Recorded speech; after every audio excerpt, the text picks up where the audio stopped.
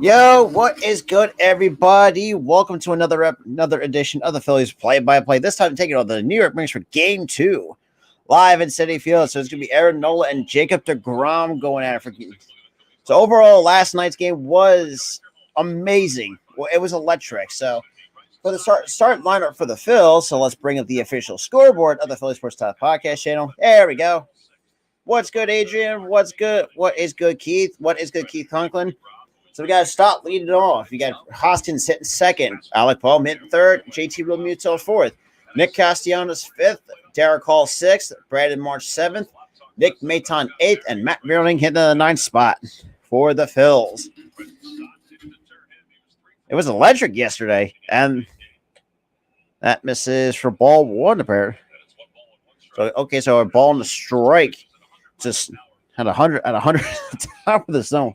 Oh, sorry to stop, but good luck hitting that.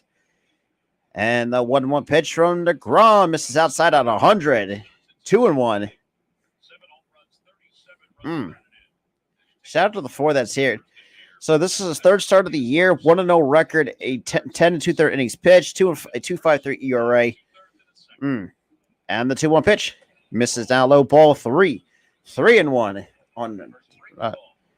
on Bryson Stott.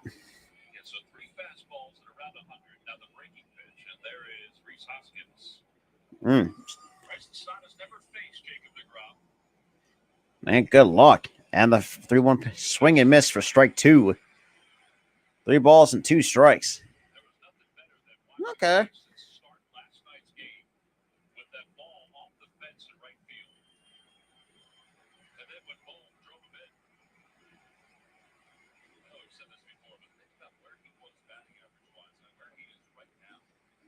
And the 3-2 pitch.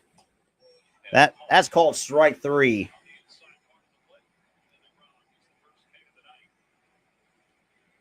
I don't want to argue with that. That's right on the corner. That's a strike all day.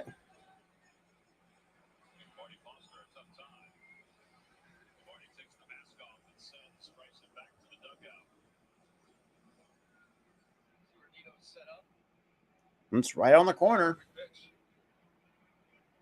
Score prediction. I know it's going to be a one-run game. I know that for a fact. I really can't place an actual score on it because it depends on how long this game is going to go, and it depends on how long Jacob DeGrom can go. And the first pitch to Hoskins, and that's going to drop in for a base hit for Rhys Hoskins off a 101 the other way. Man, that shit is fucking tough. How do you fucking man? Well, I know these guys are pro athletes, but damn, 101 off the hands and go the other way. Oof, that is tough. That is tough. Shout out to the 5 though. So now we got Alec Bohm coming up, hitting 292 with 8 homers, 48 RBIs for the season.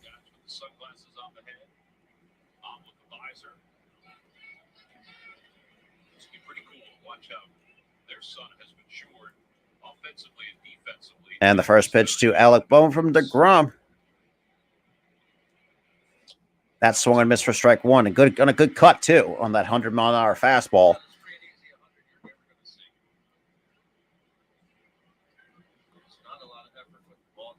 Nah, it's just free.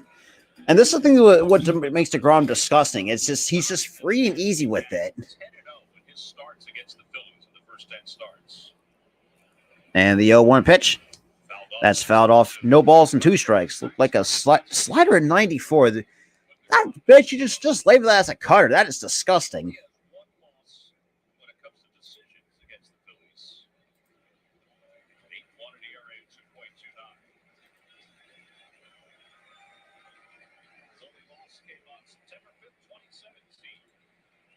Counts no balls and 2 strikes on Alec Bohm here. And the top of the first. And the 0-2 pitch. That misses outside 100 at 102. Ooh. Look, as much as I hate the miss, but man, Jacob DeGrom is filthy. That is unfair. So DeGrom, for those who are betting, is for the 7+ strikeouts, it's minus 1,500. but he's minus 130. You got Nola and DeGrom going at it tonight. And the 1-2 pitch, that chopped on the ground is short from Lindor. 6-4-3. That's off the bat. Ooh. Okay, so Alonso is off the bag, so that's going to be a fielder's choice for Alec Bohm.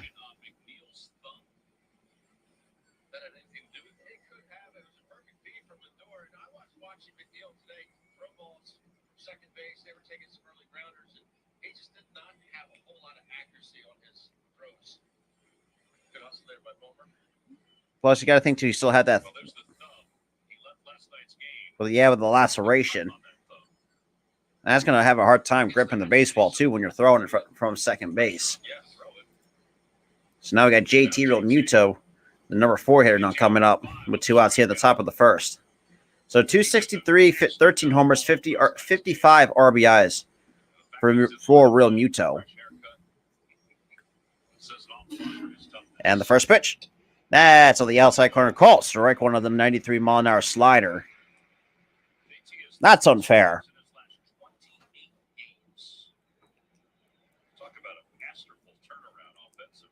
Yeah.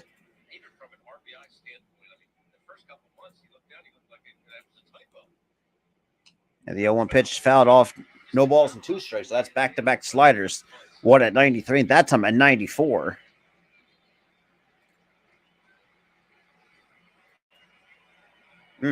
Shout out to the 5 that's in the stream. Really appreciate it for those who are just coming in.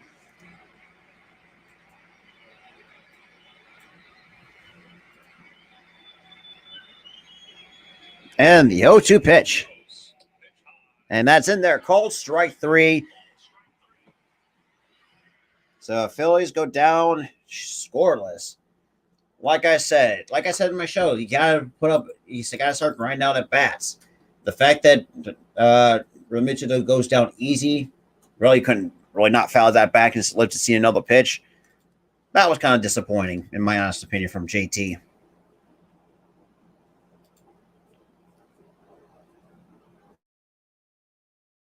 So the starting lineup for the Mets, you got Brandon Nimmo, Marte, Lindor in the 3-hole. Alonso 4th, Vogelbach 5th, Tyler Naquin 6th, Luis Guillorme hit 7th, Jeff McNeil 8th, and Tomas Nido hitting 9th for the New York Mets.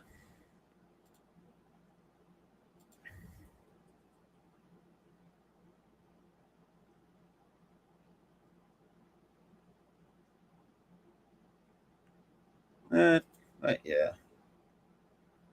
Shout out to the 6 viewers though. Really appreciate that.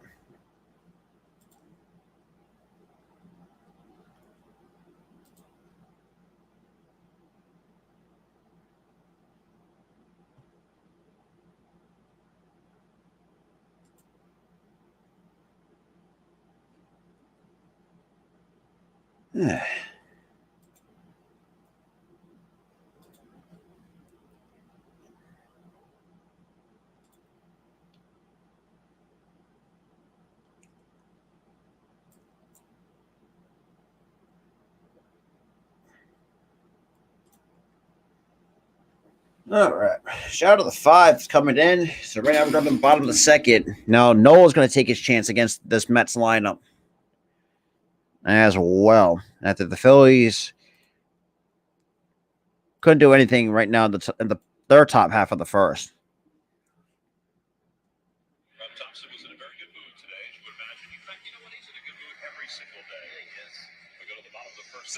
So now bottom of the first.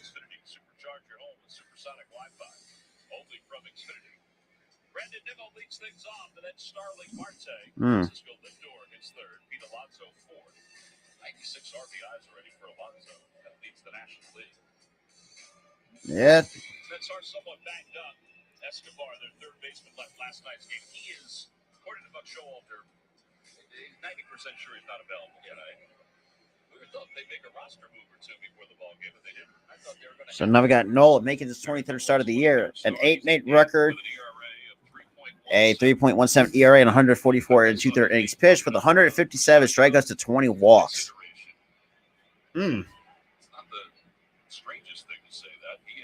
And the first pitch to Nimmo. That's on the outside corner at 95 for strike one. No balls and a strike to Brandon Nimmo.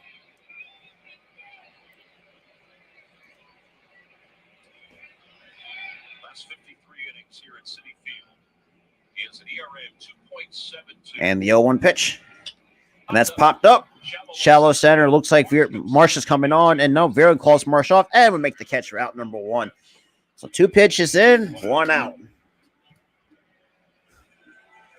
Hey, we use that sinker above the hand and locate it well. I think you can get easy fly balls that way. Hey, so be it.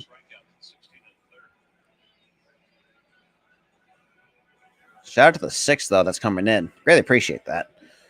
So now we got Starling Marte hitting 292 with 12 homers, 51 RBIs, with a 343 on base percentage and a slugging 458 for the 2022 campaign.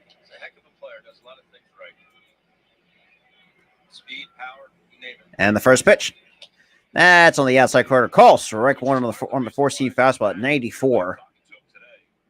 Wasn't surprised that Marte was going. I told him I was surprised that he was going. Partly because Matt's momentum was carrying in. He wasn't deep, and he's got a really good arm. And the 0-1 pitch. That just misses the outside corner for even the count. 1 ball, 1 strike to Starling Marte. So, career games against the Phillies, good Lord, 380 average, 24 doubles, 1 triple, 7 homers, 34 RBIs. And the 1-1 pitch, that's going to line into the right field for a base hit. So that's going to be the first hit for the Mets. Well, like I said, I think the Mets are going to be the most overhyped team in the National League. I really don't think that they're somewhat overrated, but I think they're overrated to the point where they have some underrated talent. Now we got Francisco Lindor, the number 3 hitter, now coming up for the Mets. Hitting 270 with 20 homers, 81 RBIs.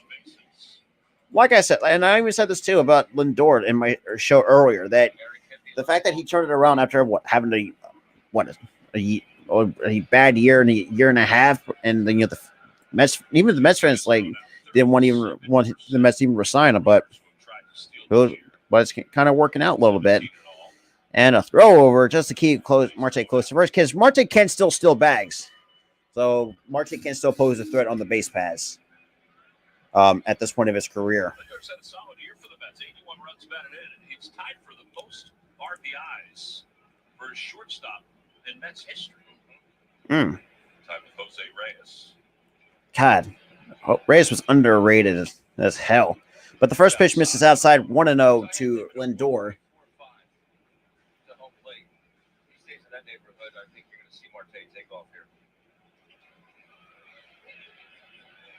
I mean, Noel's got to be quicker. At least try to implement a slide step. And a throw over just to keep. The door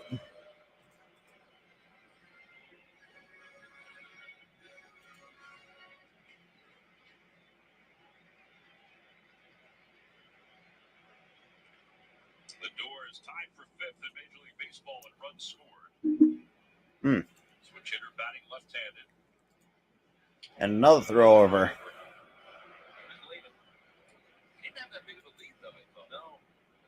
Shout out to the 8th, though. Greatly appreciated. So a 1-0 count with 1 out here in the bottom of the first for the Mets. Mets have stolen 39 bases successfully. How about the Phillies have stolen 70 bases effectively? Love it. And the 1-0 pitch. That's in there.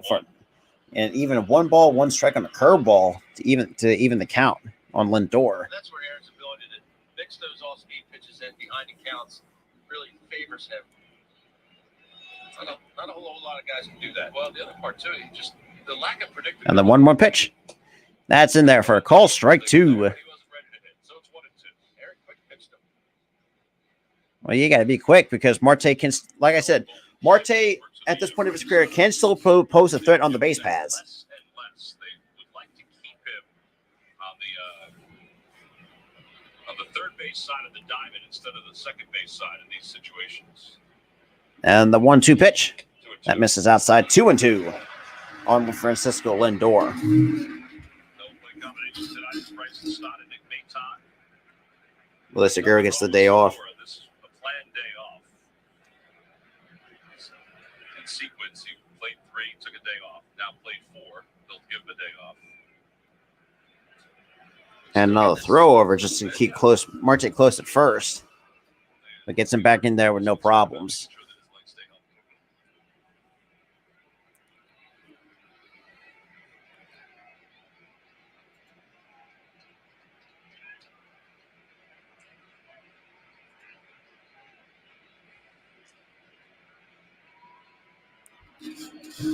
And the 2-2 pitch. That's fouled back at 95. Still 2 balls and 2 strikes on Lindor. That's a couple fastballs away. You think with that shift, they might make him want to hit into the shift. Fastballs away. They're doing him a favor. All he has to do is spray it the other way.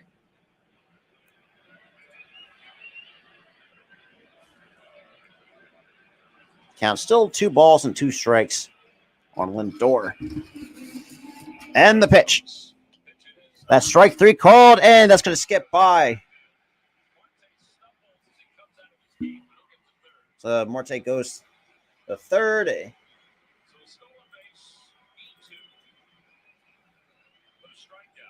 That's good. So it's 2 outs with runner on third. Now here comes Pete Alonso.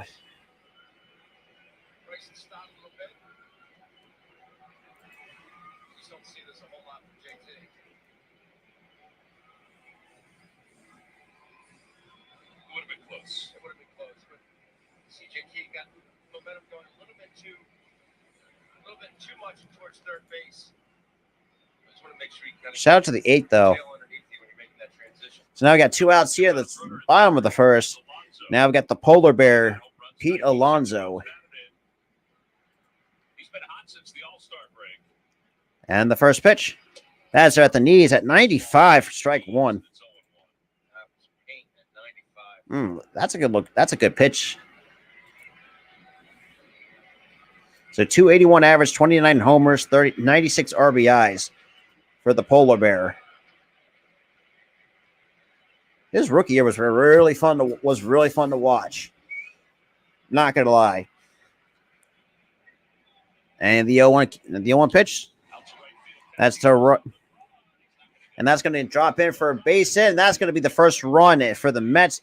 Son of a bitch. That's a good pitch.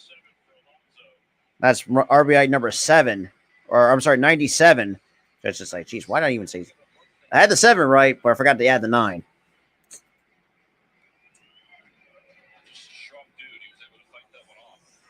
Off the hands and drive it the other way.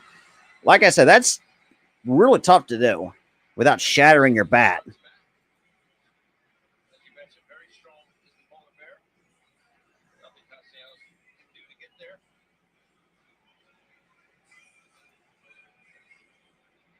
Now we got Daniel Vogelback.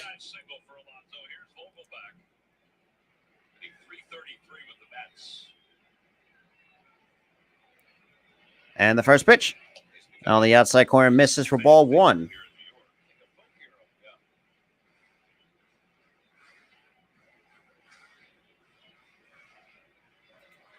Home runs, 44 runs batted in. His 2 hits against Aaron at RBI. That miss, that's in there. Called strike 1. Shout out to the 12 that's in here. I greatly appreciate it.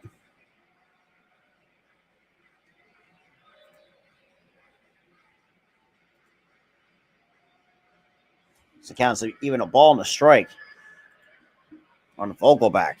Alonso hitting over 360 since the All-Star break with that base hit you just saw. 21st game for the Mets since the break. 1 ball, 1 strike. And that's in there at 93, strike 2. So 1 ball, 2 strikes. At this point, just hit him with the curveball.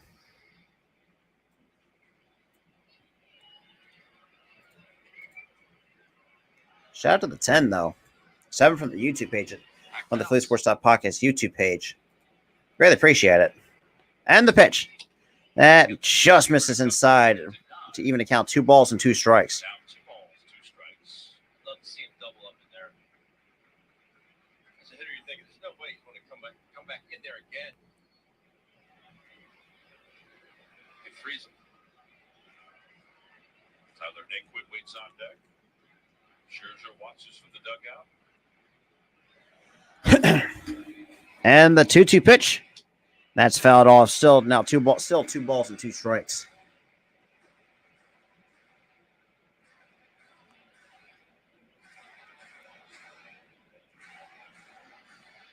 13 home runs for Vogelback as the DH. That's the second most in the National League.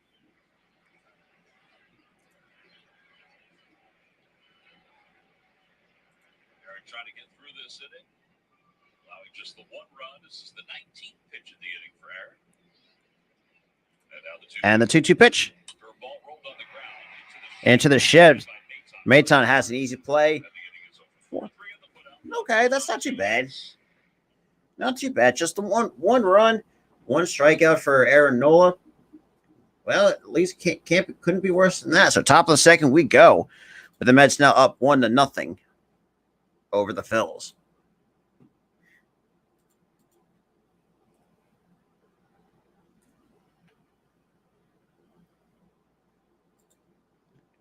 Shout out to the 9 that is in this stream. I greatly appreciate everybody for coming in tonight.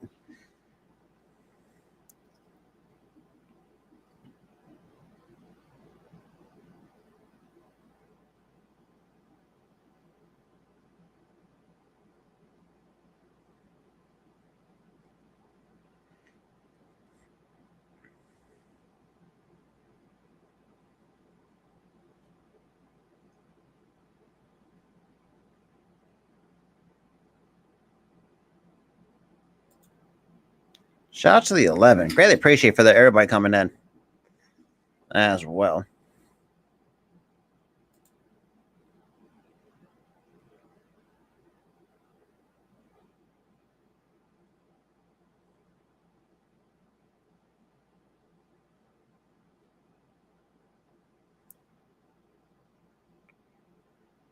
Yeah, boy. Shout out to the 10. Welcome, everybody. Welcome to the stream, everybody, for those who are just coming in. Really greatly appreciate that.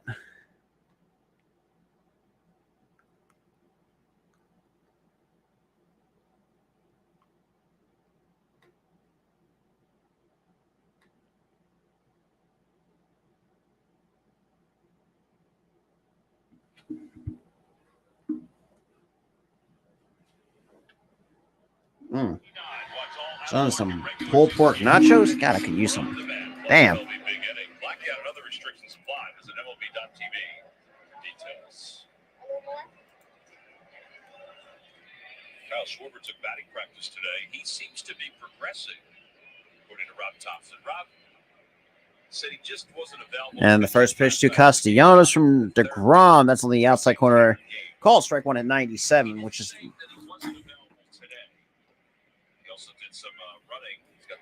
Around the calf. He was out here for a while today. He was.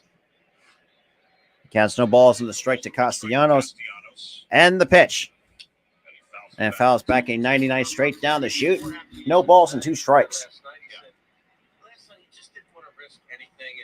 Shout out to the 12, though. Don't run.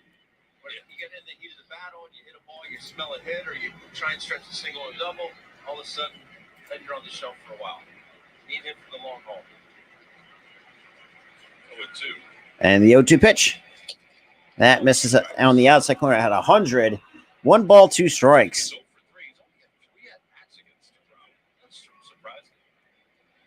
That is very surprising, I would say. Change that here.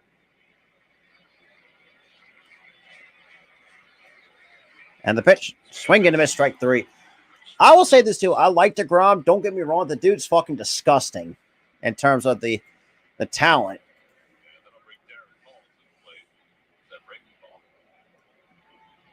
Because for me, I will label that his slider as a cutter, though, which is the craziest part because it moves like a cutter.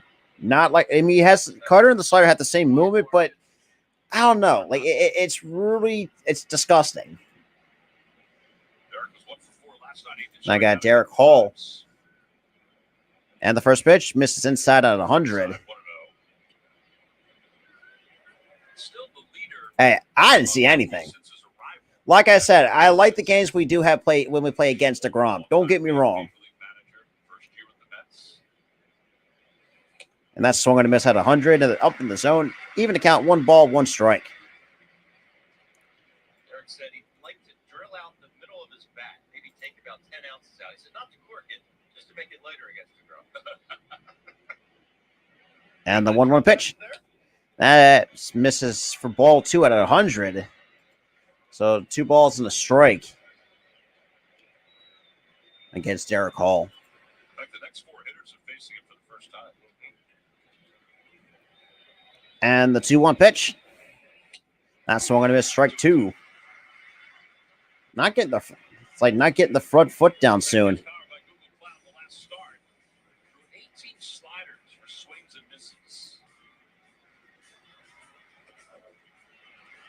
And the 2-2 pitch. That's fouled off at 101 above the hands. Still 2 balls and 2 strikes.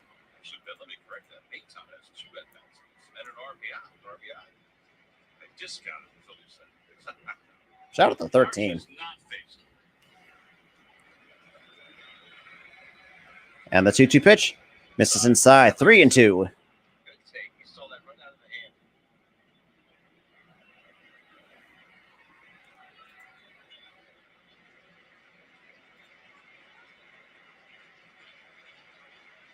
And the 3-2 pitch. And that's popped up, and that's going to be a long foul ball out of play.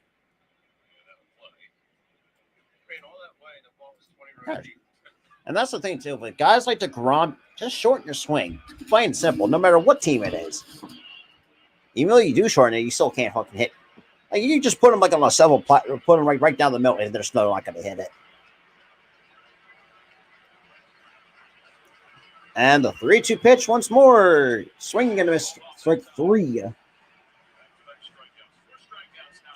I don't think it's lucky. I think it was just a hard fought. I mean, against Scherzer, because we always have hard fought games against Scherzer.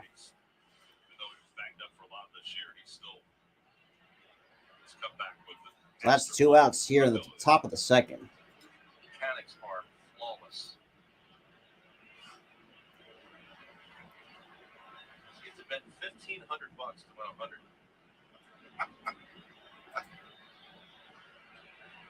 And the first pitch to Marsh. That's a good. Takes a huge hack, and that. Now it's no balls in the strike. 226, 8 homers, 39 RBIs for Brandon Marsh.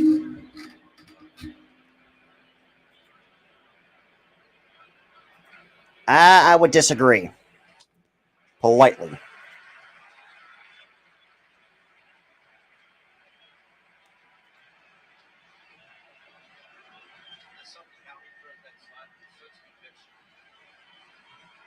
Counts no balls and 2 strikes.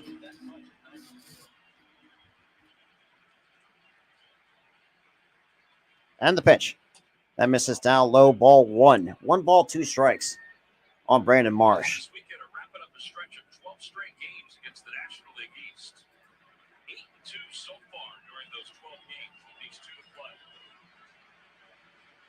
Last night's big win. And Towering fly ball. that's a long foul ball into the stands. That's some hang time. I will say this too: the fact that, I do like Diaz though. Don't get me wrong though, Diaz, because the thing is too. I did talk about this too. I feel like Diaz. I feel like he kind of like he turned back the clock to where that one year he was super dominant with the Seattle Mariners when he had that 50+ save season. Don't get me wrong though. That's some, and the 1-2 pitch, and that's a foul ball. And I even said this too. I'll give the Mets a lot of props too. Like the Mets, as much as most people will knock on them, they do have a lot of underrated players throughout the entire franchise. David Wright, Mike Piazza. Who else am I missing here? And back in the day. That's what I can't hate on that. And the 1-2 pitch once more. That misses inside. 2-2.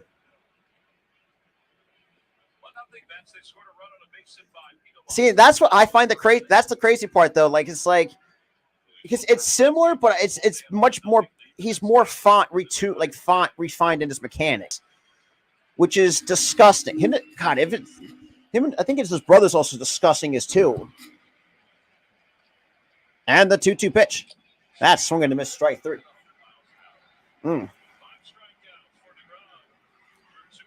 All right, 1, 2, 3.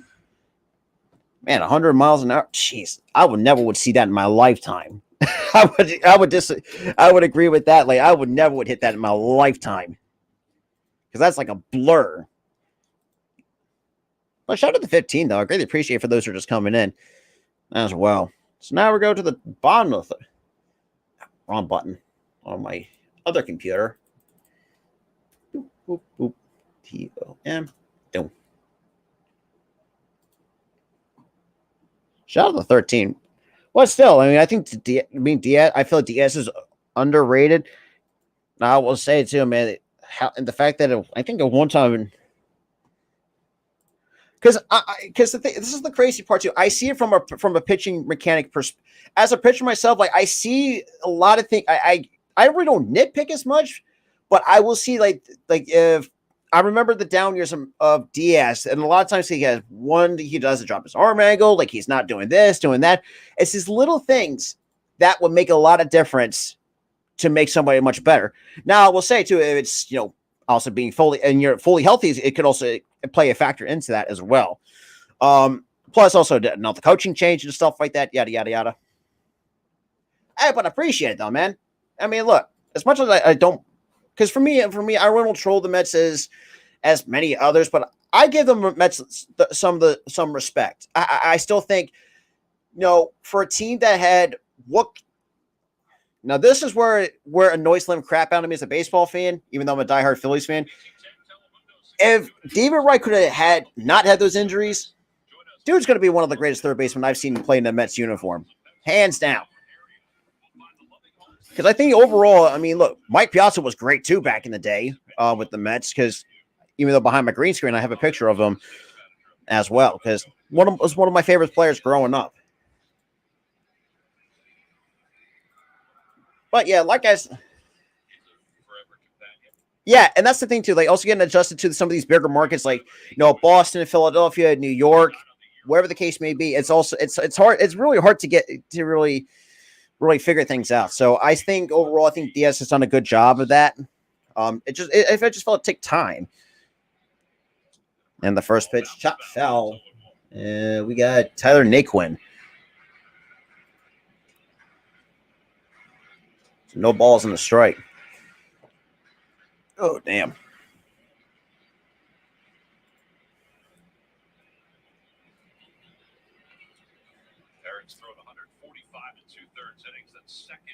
And the 0-1 pitch. That's on the outside corner. Call strike 2. No balls and 2 strikes on Tyler Naquin. He struck out 158, which is third. Corbin Burns number 1 at 175. Carlos Rodon number 2. It pains me because it's like he was really fun to watch, and that's going to be a line drive to one hot shot to Maton. Easy 4-3 on the putout. Yeah, and the crazy part is, like, one of the greatest moments that I ever remember David Wright is that one barehanded play. I think it was against San Diego. Yeah, San Diego against the Padres. I was just like, shit, how does a man do that? But yeah, I think it's just overall just the amount of injuries that has plagued David Wright. That it was something what could have been. I still feel like overall, I think he's still one of the better players that I've seen with the Mets have. What's good, Key? Yeah, a lot of people sometimes, and I'll say this too. I'll admit this too. I had my share of very criticisms on him. He has figured. I think he finally figured it out because the last couple of years, man, he's just been messy. And that misses inside. 2-0. You see that number, and it's really a credit to obviously the players, but also the coaching staff that put in countless hours. Yeah, Bobby Dick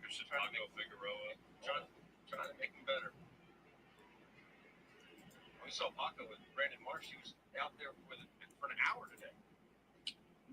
If I were Mets, I mean, absolutely. I mean, that's going to be tough. Not Rushmore Mets. I would say David Wright, Mike Piazza. Oh yeah, Wright, absolutely. That Wright should be number one on the Mount Rushmore of Mets of all time. For me, I would have Mike Piazza because he's always going to be my number 2, even though I love Mike Piazza because I thought he had really some good years in New York for sure. And the fact that and the 2-1 pitch misses outside 3-1. But kind of going back to my thought, it's just like the fact that he hits. Tom Seaver, that's another guy. Let's see. God, who else will remember back then? Because Seavers was before my time. Because I think Seaver's always going to be remembered as a Met. Like, no matter what the other teams he's played for, I think Seaver, and that's going to be a base hit for Guillorme. Okay.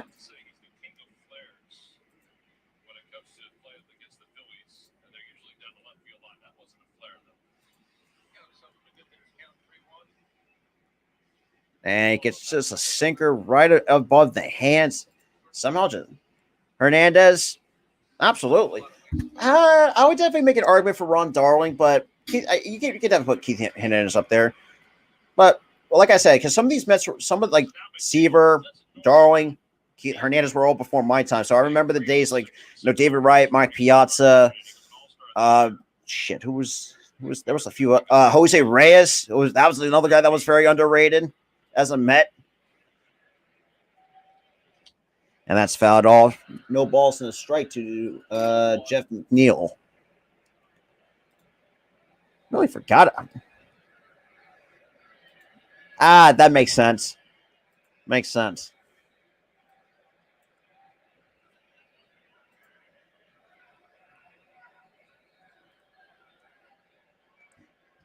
And the 0-1 pitch misses down low, 1-1. Absolutely, Reyes I think it's going to be always be a fan favorite for the Mets. It's just like ever since he left New York, I feel like he has not been the same ever since. Oh shit! I forgot about those two. Doc Good and Strawberry. I forgot. That's both escaped my mind.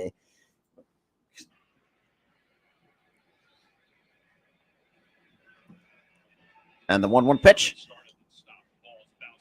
And that's going to be a base hit for McNeil. And that's going to be almost a back pick on Guillorme at second base. Shout out to the 14. Really appreciate that.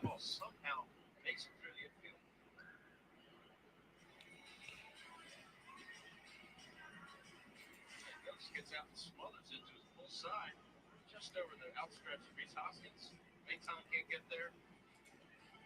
And Sniper.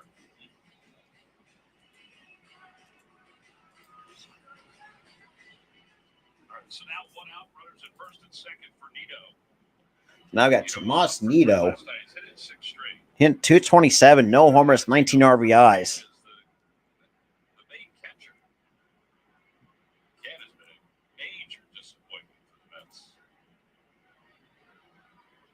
And that misses now low ball, one ball, no strikes. And like I said too, and there's a little thing too, like even when we do lose, I'm not going to be mad about it because let's be real, DeGrom is going to be one of the best. Like I really can't hate that. I still feel like when healthy, I think he's better than Sandy Alcantara. That I'm just throwing it out there in terms of no. I really do appreciate it because, like I said, I don't try to shit on other teams. Well, unless if it's the Cowboys, but that's a whole different thing. But it's just I have a lot of respect for the Mets. I mean, I have loved some of the players over the years. Like I said, David Wright, Mike Piazza is the most recent ones in my most of this time on this planet. It's just I have always had tremendous respect for the Mets. But I will say too, but hang on a second at this pitch, we're going to miss strike one. But I will say too, after the hey, that's because I mean, yes, That is absolutely true. But I think Alcantara is slightly below. I think it's going to be close, but I don't think because, like I said, health is going to be the determining factor. But I think both have good stuff. I think you can definitely make the argument both are going to be 1 and 2. Oh shit! Yes. So who's your football team? Oh wait, you're the Giants fan, aren't you? I'm guessing you're a Giants fan.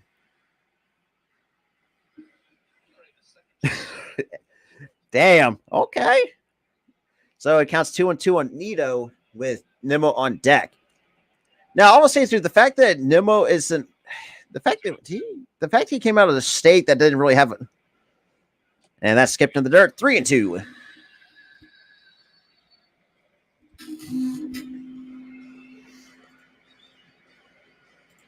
I mean, look, I respect to that.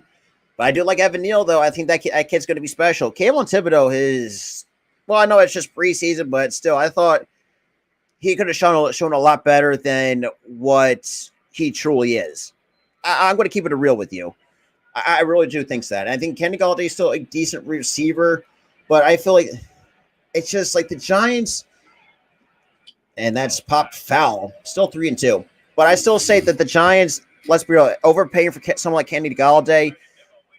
I would say, I mean, look, the years were right. I didn't mind the multiple years, but I would not give that kind of money to Galladay. Obviously, give him a cheaper deal because I still think Galladay is still a top 10, top 15 receiver, maybe top 20.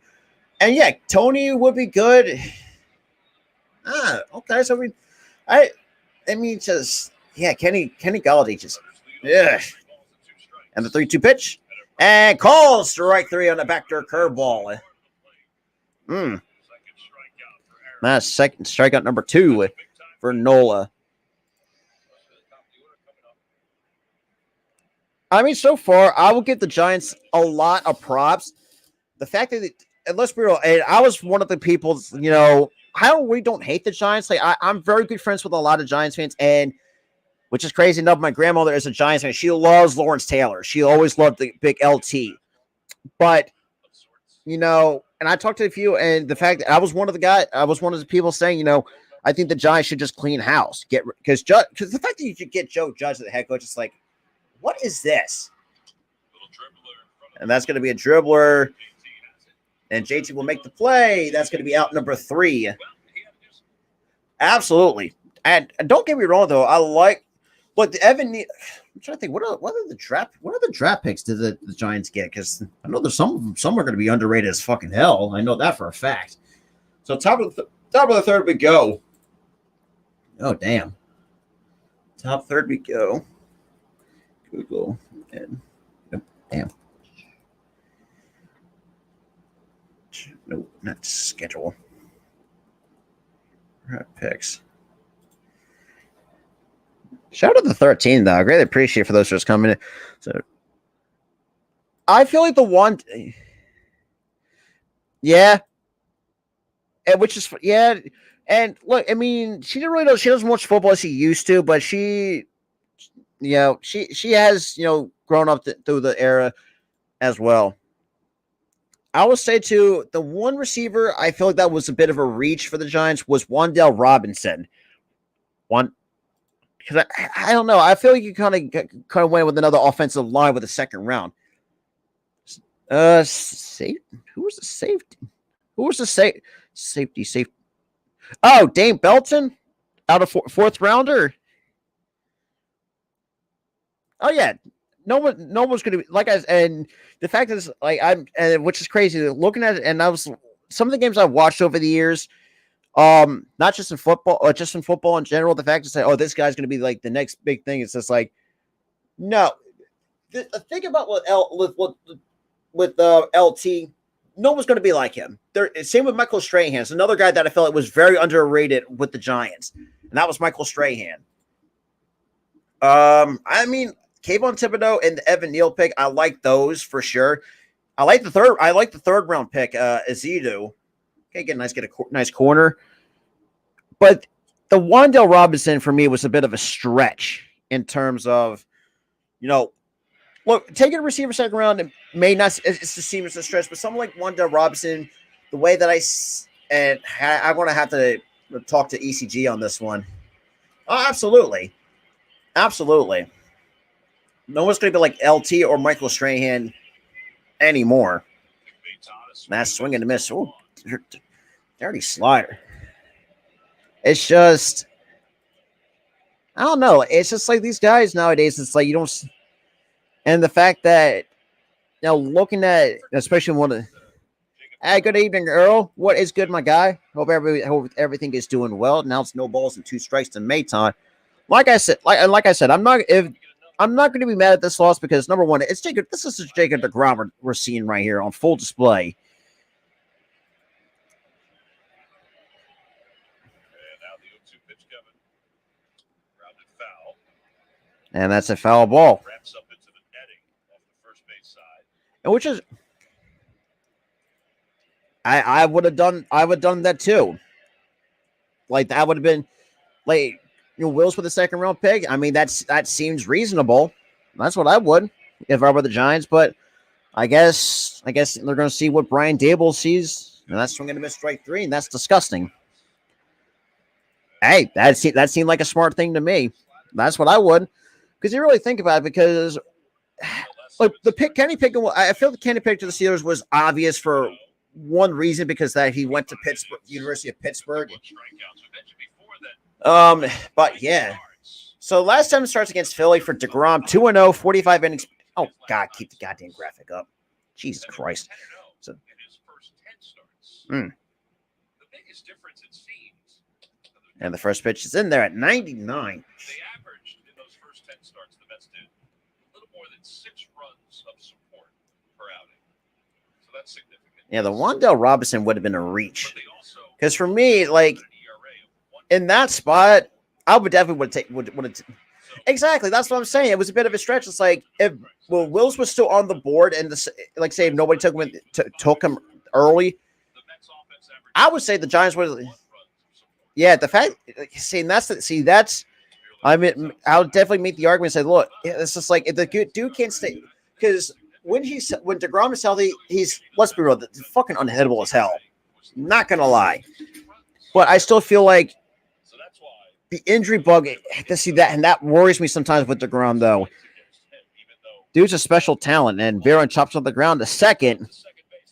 McNeil, barely gets Verlin up the line for out number 2. But yeah, because yeah, I mean, shit. I mean,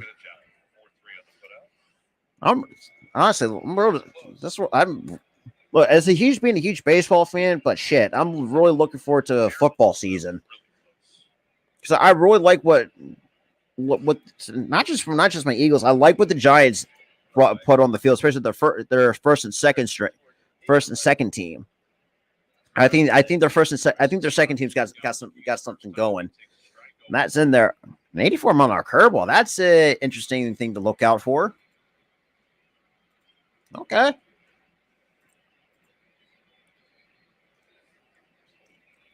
And the 0-1 pitch. Off the hands. So that's going to be flared out to shallow right. When he be. Oh, shit. I forgot about that. He's a free agent next year. But then again, I would not be surprised if Steve Cohen would have locked him up. I would not be surprised. Because first of all, if you let that DeGrom walk, let's say hypothetically let him walk, that's going to fuck everything up. That's going to really screw with everything. The CB2, I saw that was very it was, I would say it has some question marks for the Giants. But I mean, that should tell you, I mean, the fact that the Giants decides to get rid of James Bradbury was, not the best or smartest move, but I don't know. But you can't find a trade partner, but shit, I mean, who's even your starting cornerbacks now? Since I know that your CB1 at the time before the all season, the draft was James Bradbury, but fortunately the Giants couldn't find a trade partner for them. But that was crazy in itself. So bottom third we go.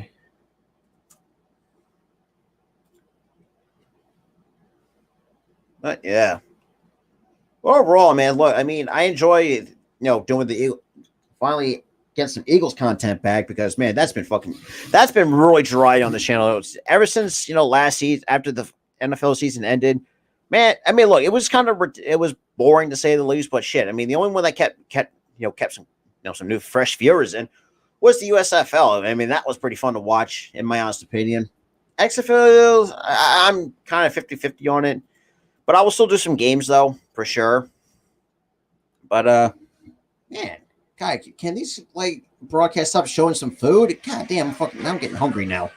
God damn, a brisket sandwich. Oh boy, go consider poor.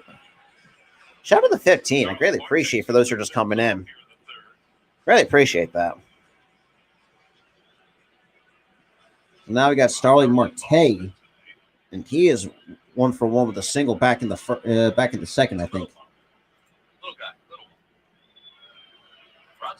See, I would definitely.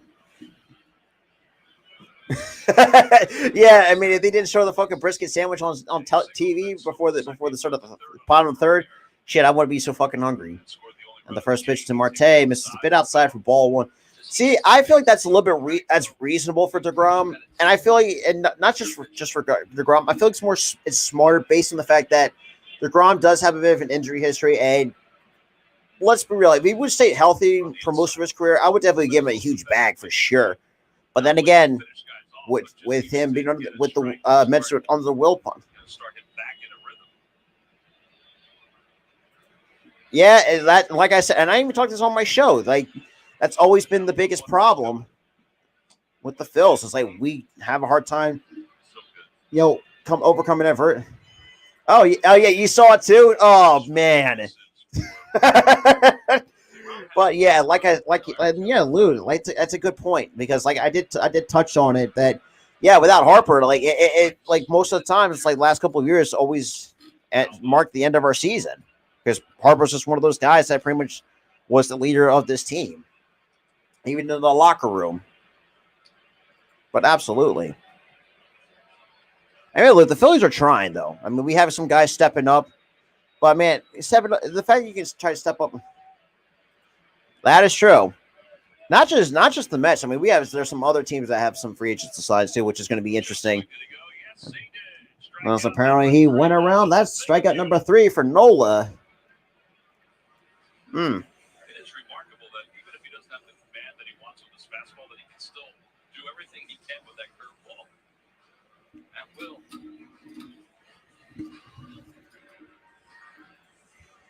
Absolutely. So now here comes Francisco. And I'll say this too. The fact that Lindor has turned it around too is I mean, I've never really hated Lindor. It just was never the biggest fan of him because it's like I really don't really. Yeah. Even though I have talked shit on Real Muto tons of times in the past. Well, just only last year though. Well, actually, no, not last year, but at the beginning of the season,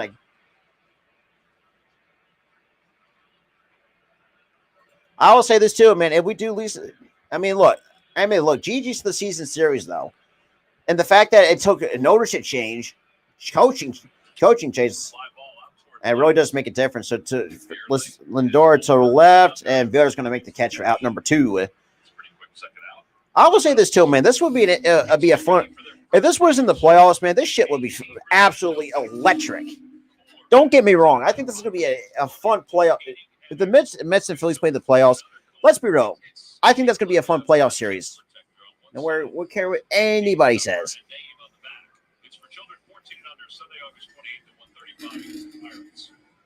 So now we got the polar bear, Pete Alonso.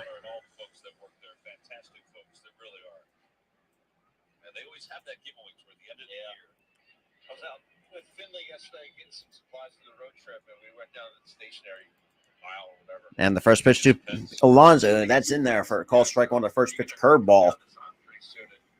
Okay, that's an interesting pitch selection, but we were in Atlanta last week and the kids were already back to school. 0-1 Alonso. And the 0-1 pitch. That's popped foul. Now, no balls and two. This would be a nice put-away pitch right here. Absolutely. That's what and I even touched on it too. It's just like, if it weren't for that bad year, because I still feel like he's still right now, I don't even know how last. I don't know last time to check, because right now we're behind them in the wild card for the. We're holding second over the Padres. Let's be real. I think the Padres are going to be one of the most overrated. Shit. I mean, and it's called strike three.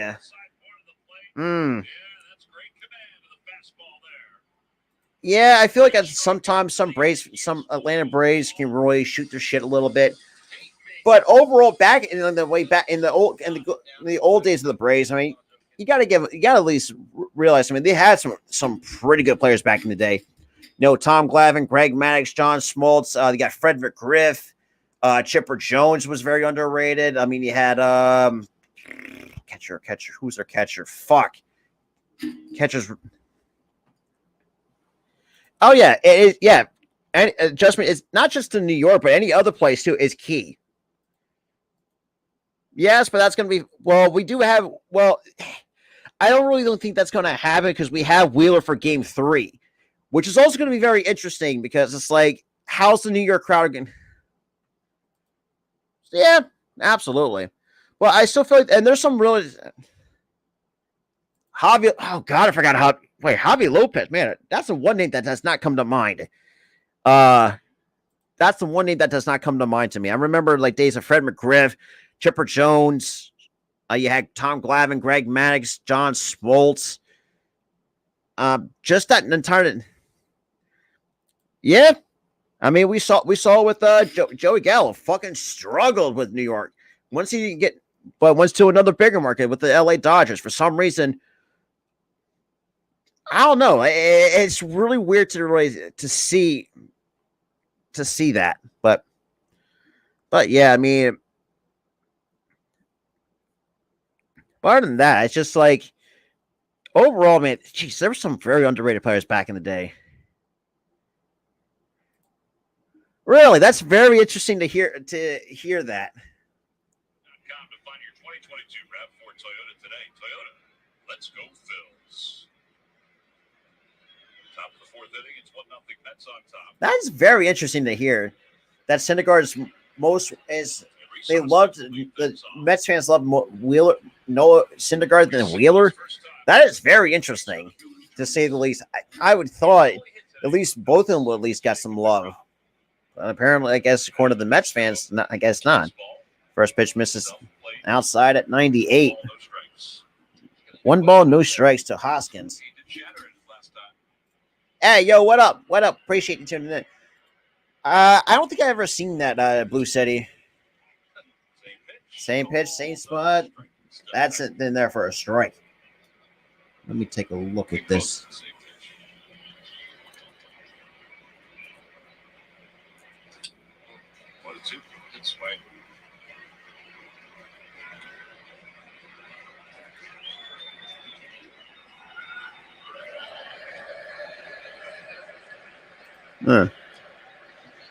Yeah, unfortunately, and that's the reason why I had the scoreboard for better visual representation. And the 1-2 pitch misses way outside for ball 2. Yeah. See, I haven't heard anything about that Blue City, so I have not seen anything. But let's just see. Let me see something here.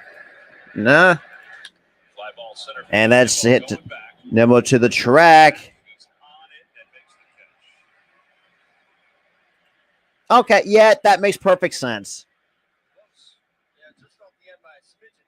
And that's the thing too, man. Thor was very fun to watch too. And as crazy as it seems, this Mets team now reminds me of what the 2015 Mets were. But the only difference is like they're right now they're still in the league for a division title, which. And I remember it's just like, but yeah, I mean, that's going to be in there at 99. Man, that is disgusting. I'm sorry. 199 at the knees. That is disgusting. Okay, that made. Oof. So change up at. Now that is unfair. Change up at 92. You have 102 and 100 plus mile an hour fastball in your back pocket with a curveball at 84 and a slider at 93, 94. That's unfair. That's like putting fucking having all the settings slide up on MLB The Show on rookie mode with Jacob deGrom. That's just how filthy deGrom truly is. Yeah, man, that's just really. But then again, I feel like the reason why I feel like Wheeler was disappointing because you got to think too. Wheeler was also dealing with injuries too at the same time. Correct me if I'm wrong. And the 0-2 pitch, swing and a miss, strike 3. That's going to be 2 outs. Strike number 7. And whoever's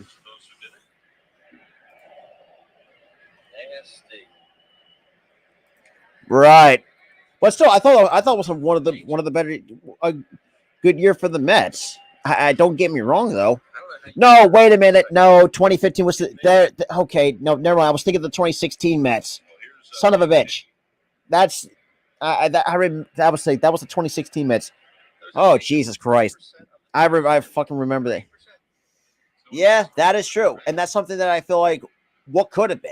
If the injury bug really just did not plague a guy like Noah Syndergaard. Now, not the same guy he once was, but I still feel like, I don't know, which is crazy. It's crazy as it seems. And to third, Guillorme. Easy throw to first base, and 1, 2, 3 go the Phillies. Top fourth, bottom fourth we go. Oh, of course. I forgot about the damn scoreboard. Whoops. But yeah, which is crazy too. I mean, it's just like the 2010s of MLB baseball was really fun. And it's crazy looking back on it. Like teams were surprisingly good. The Kansas City Royals in 2015 or 2014 to 2015, somewhat the Angels, but I mean the Angels still sucked back then. I think another team I feel like that has potential, and that's the Blue Jays, but for some reason they just cannot get their pitching together.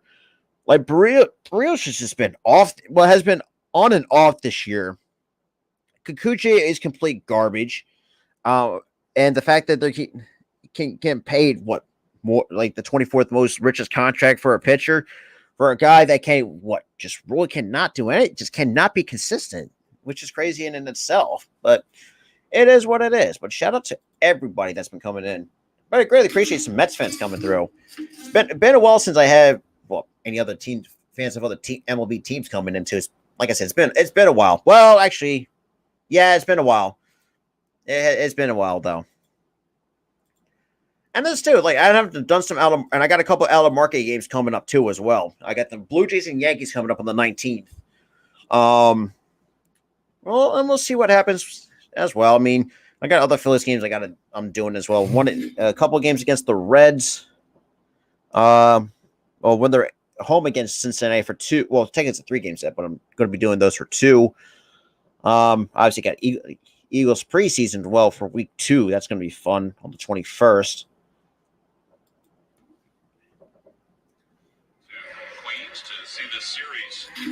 All right, bottom fourth we go for the Mets and Phils. And I got Daniel Vogelbach, Tyler Naquin, and Luis Guillorme. These scheduled hitters here in the bottom half of the fourth for the Mets. Both teams are battling for a playoff spot or a certain amount of games above 500. But there is an extra boost. I mean, the Mets obviously are sitting rather comfortably in first place in the East. Doesn't make for a great atmosphere, though. I expect the same at TVP. 0 for 1 goes Daniel Vogelbach. His first time up, grounded out in the first. Let's take a look at the standings. And the first pitch to Vogelbach, that's in there. Called strike 1 on the curveball. So no balls and a strike. So when it comes to the wild card and the 0-1 pitch, that's chopped foul. Hanging cutter at 87. That was the first cutter he's thrown all night. I was so surprised the other last No, start that he made where he just started throwing it in the first couple innings against the Nationals. unfortunately, I didn't watch it, so I couldn't say. But looking at some of the moves that the Giants have made, as none of the Giants fan team money actually really mentioned it. Like it's the cornerback too is the concerning point. So that is strikeout number 5 for Nola. So as the wild card as it stands, I mean obviously Tampa Bay has won, but you have teams like Minnesota and Baltimore right now have a half game out of the AL wild card. Now, when it comes to the National League as it stands, Dodgers winning 11. That's Pitch. Really good pitch. and right now we're 0 for 1. He grounded out his first time up. so now we're Coming in against Aaron. and that swung and a miss for strike 1 from Tyler Naquin. He is 0 for 1 as well. All right now, so Philly right now sits in the second, 4.5 out behind the Braves for the first wild card spot.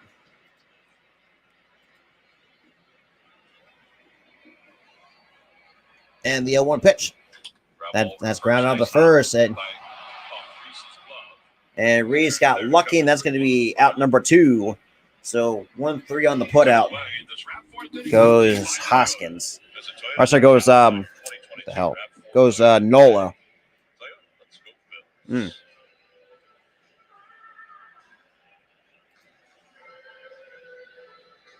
right. So now I got Luis Guillorme. So top teams in the National League, Phillies are 500 against us. Right now, the only teams were sub 500 against, and that's the Mets. We're 4-6 against the Mets. Really, I thought it was a lot longer than that. That's on the outside corner call. Strike 1 at 94. Not gonna lie, I thought it was a lot longer than. Shout out to Ireland coming through. Shit, I appreciate it. And gotta love my ancestor from Ireland coming through. And that's in there. Cole, strike 2 at 92. But there's just a different finish on his pitches. Like they're going through JT's mitt, not just to it. He's thrown a first pitch strike to 10 of the 15 that he's faced. So no balls and 2 strikes on Guillorme. He is 1 for 1 so far in the ball game tonight. And the pitch. And that's fouled off. Not where I wanted to put the sinker, but I mean, got the foul ball out of it, which is great, but not the spot I would have wanted it. But I like the idea to try to, pretty much paralyze the lefty in term. And for those who kind of don't know what I'm talking about, it's pretty much when you're a right-handed pitcher, just throwing at the hip, or to throw a sinker at the hip and let it run back across. And the 0-2 pitch, and that's in the dirt. Now, still 1 ball, 2 strikes on Luis Guillorme. Like I said, and I even said this too. I said I was going to predict a pitching duel between DeGrom and Nola. And Nola, I thought this was going to be a pitching duel to begin with on paper. Basically what it was, last night. So, I mean, shit. Having a pitcher's duel is pretty good, though. And that's misses for ball 2. Counts. So a changeup in the dirt. Even it counts 2 balls and 2 strikes. Scored a run on the first on a base hit by Pete Alonso. Aaron Nola's allowed 4 hits. All 4 came in the first 2 innings. Shout out to the 16 viewers. Greatly appreciate that. He has 5 strikeouts tonight, and he's ready to work. Yes, sir. And the 2-2 pitch. And Guillorme, long foul ball into the stands. Still 2 balls and 2 strikes.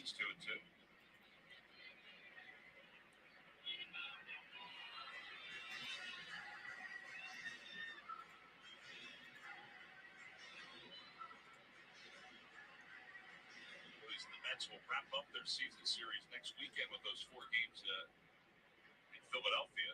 Right. Played so many games early on. And the 2-2 pitch. Did he go? Yes, he did. And it's a foul tip into the glove, and that's going to be strikeout number 6 for Nola. 1, 2, 3 go, and the Mets in the bottom of the 4th. Man, the fact that Nola and DeGrom are trading each other for pitch. Okay. So top 5th we go. Still a 1-0 ball game. But I appreciate everybody that's been coming in, though. I really do.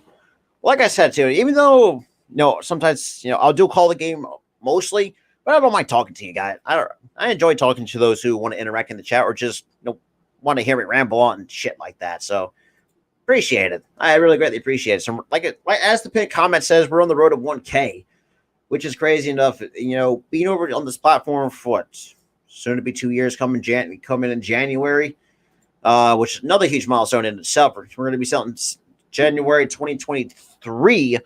We're going to be celebrating 2 years of this huge. Well, technically, I know the channel itself says been around since 2011, but I didn't start making officially of January of 2021. So it's been over a year, and man, I got to really think about doing a stream, celebrate, do a 2-year celebration stream because. If you really think about it, because trust me, I mean, it took a lot of time to really get some of the stuff set up. And geez, I remember the early days when, and which is funny looking back at some of the content that I used to, the older videos back in the day, I should say.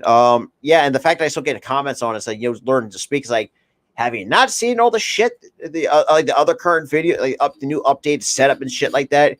Like, I swear, sometimes people, I find it funny, some of these haters are, basically lived under a rock in terms of really bringing on, that shit. I mean, sometimes I talk my shit, and there are times I had to put people in their place. Like the one time, and I think I've addressed this a couple times, but and for those who are kind of new to the channel, have not seen what and I have addressed that, just this disgusting elephant in the room.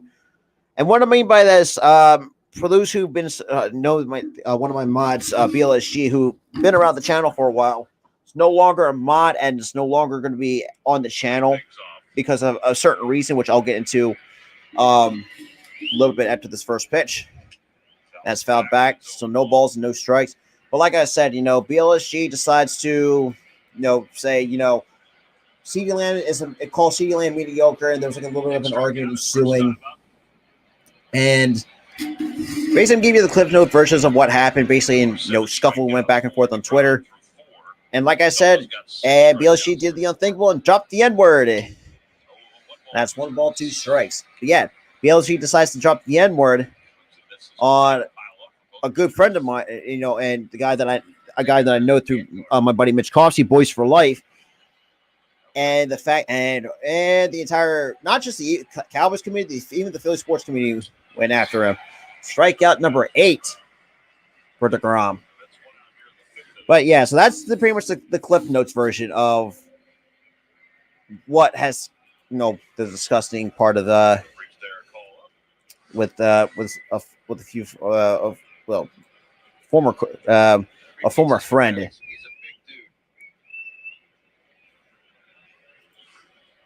A shout out to the 14 that is coming into the stream, though. 13 from the YouTube page as well.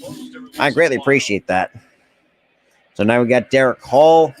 He's 0 for 1 with the strikeout. And the first pitch, swing and a miss for strike 1. They were trying to hide it. They didn't want anybody else to pick up on it. Teams did pick up on it at the end. So no balls in the strike to Hall. And the pitch. Swing and miss, strike 2. And you got to cut down try not to swing so hard, though. That's the crazy part, though.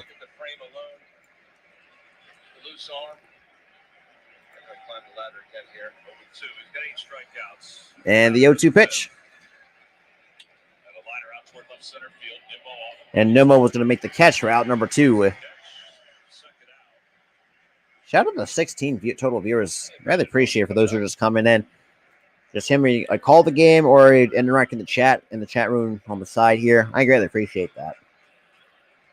200 career starts. Rob has the second lowest ERA in baseball history. Number 1 is Tom Seaver, 2.41. I had a feeling there was. Clayton Kershaw, 2.53. Your guy, Whitey Ford, number 4, 2.57. And the first pitch to Marsh. That's swung and missed for strike one on a curveball at 82. No balls and a strike to Brandon Marsh.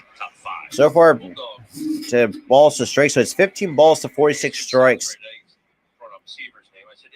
to so far for 61 pitches. And the pitch is upstairs for 1-1. And I even said this too. DeGrom is going to throw strikes, and he might throw out of the zone to get you the chase. And he has shown that with 8 strikeouts so far on the board, which I'm using. Thank God for these foul counters right here. So I can give you that swing and miss strike 2. Man, gotta leave that.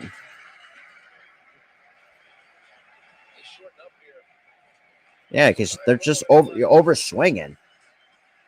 That's always the biggest problem. You're not just for any team. Just stop. Try not to overswing. That's always the biggest problem. And the 1-2 pitch. Swing and a miss, strike 3. So that's 9 strikeouts.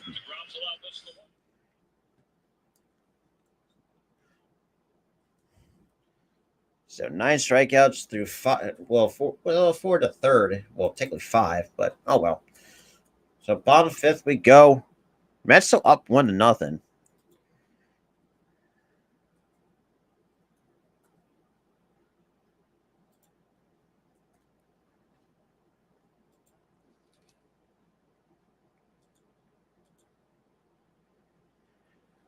Oh boy.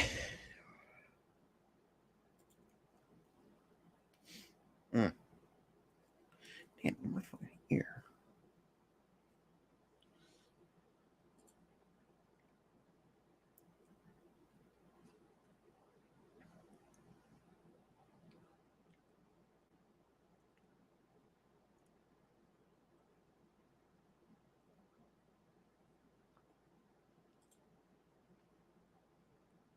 Shout out the 15 though.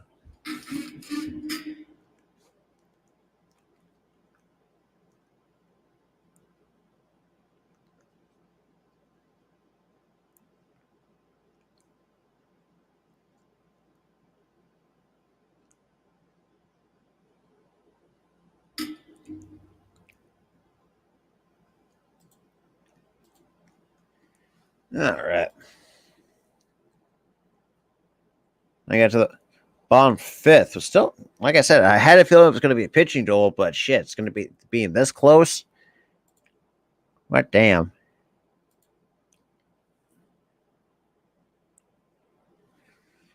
All right. Kyle Gibson and Zach Eflin as they help give back to the community.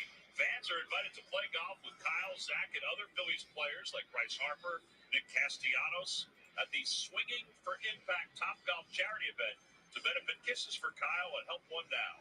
That's Sunday, August 21st. Topgolf at Mount Laurel. Registration is open through 12 p.m. on Monday the 15th. Visit bigleagueimpact.org/Phillies Topgolf to purchase tickets today. I'll be there for that event, Ben. Nice.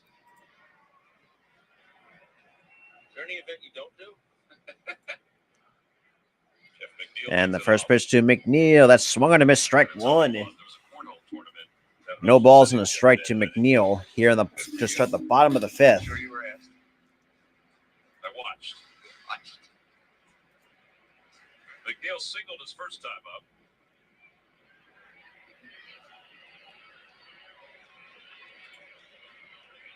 And the 1 pitch that misses up high, 1-1. Ball 1 strike to McNeil. Shout out to the 20 viewers on this stream. Greatly appreciate it. So we got 8, 9, and 1 right now for the Mets lineup. It's quite the tongue twister. What's that? McNeil, Nito, Nemo? Yeah. And we got time called here before the Noah throw. His first time up for a base hit. I think that was the last hit for the Mets. Out to left center field. And that's going to be a fly out to center field for out number 1. One out.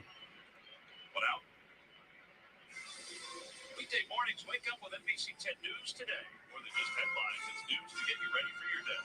The day's top stories plus traffic and the most accurate weather forecast in town. Make your mornings count with NBC 10 News today.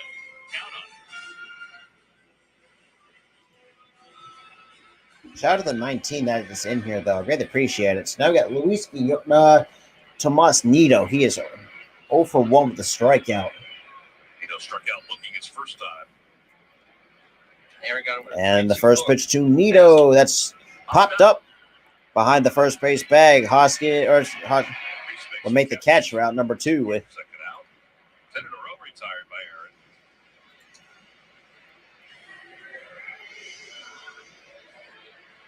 Brandon Nimmo coming up.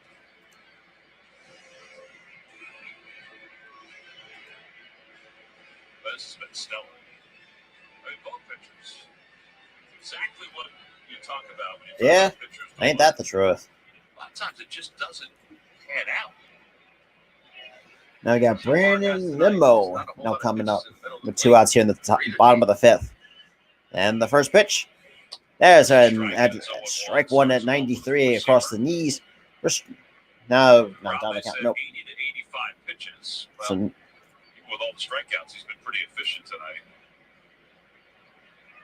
well, that too, and the Phillies also, some of the hitters are helping out, swing out strikes outside the zone. So that a curveball for strike 2 at 77.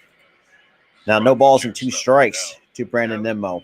We all know Aaron. He's as nice a human being as you're going to find. Humble, obviously raised right, but that confidence level when he's on the mound, it takes it to a whole different level. He becomes, you can see he's supremely confident. And the 0-2 pitch. He throws. That clips the inside corner, but that's ball 1. Foster hasn't missed much. He just missed that one. How do you miss that? Well, confident, but I also think really competitive. Yes. That's some bullshit. If I ever seen that call missed. Counts 1 ball, 2 strikes. Let's be real, it should have been strike 3 because looked like Nimmo buckled. And the pitch. That's fouled off at 94. Still 1-2.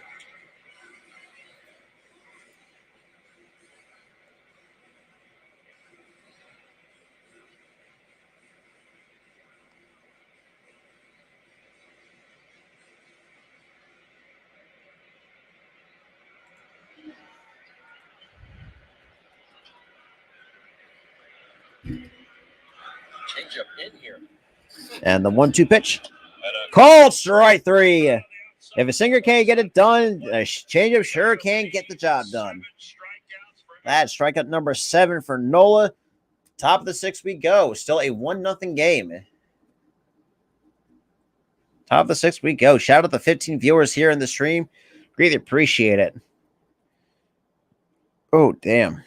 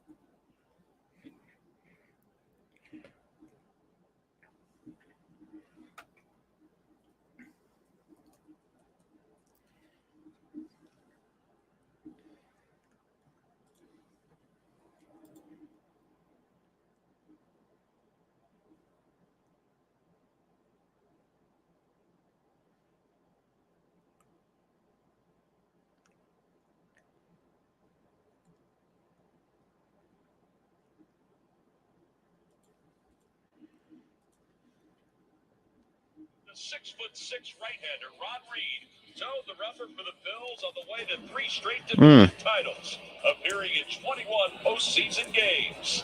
He is still the franchise leader in relief wins and innings. Fake, shake, and bake McBride roamed the outfield for the Phillies. Now showing the Wall of Fame inductees, Bake McBride and Reed.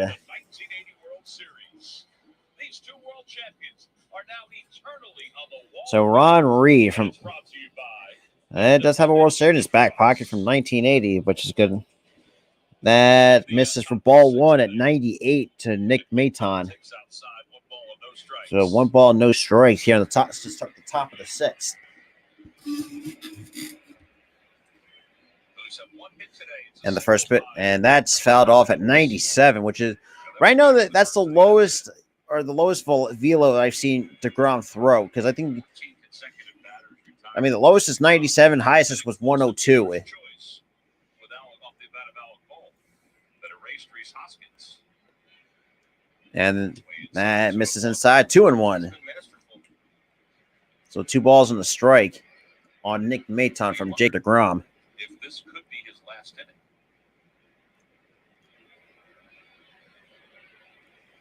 And the 2-1 pitch. That's Chuck foul. It's out in front of that slider at 92. Yep. We're rooting for pitch counts. Yeah, we are.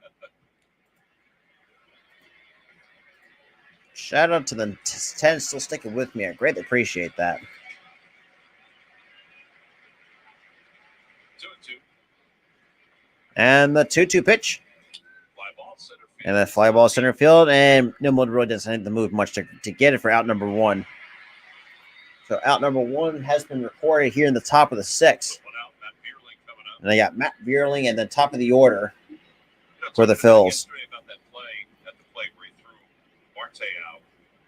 You know, we talked about the whole structure of it. That maybe a little surprised. We were a little surprised that he went. Matt wasn't as much. He got behind it. He got momentum.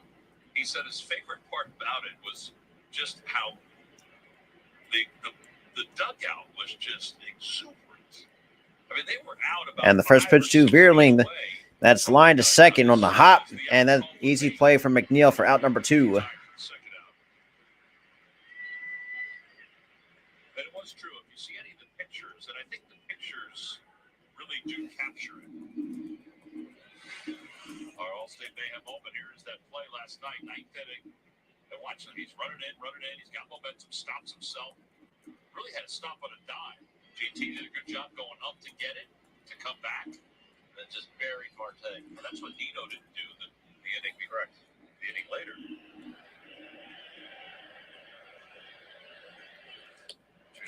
And that's in there. Call strike 1 at the belt at 98.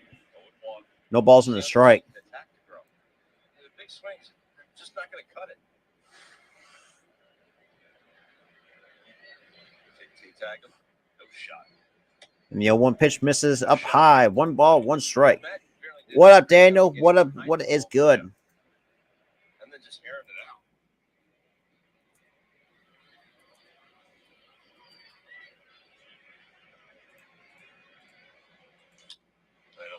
And that's going to be a base hit for Bryson Stott. That's going to be hit number 2 for the Phils. Bryson Stott, his 4th hit of the series.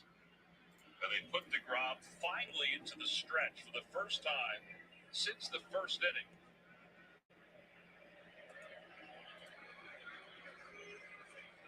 Shout out to the 14, though. That ends a stretch of Yeah, for those who are just coming in, we're also coming to you live with the Spotlight Sports streams as well. If you guys are new over there, make sure you smash the like button over there and definitely hit that subscribe button. We're building up that channel for all sports live play-by-plays. If you guys like all that.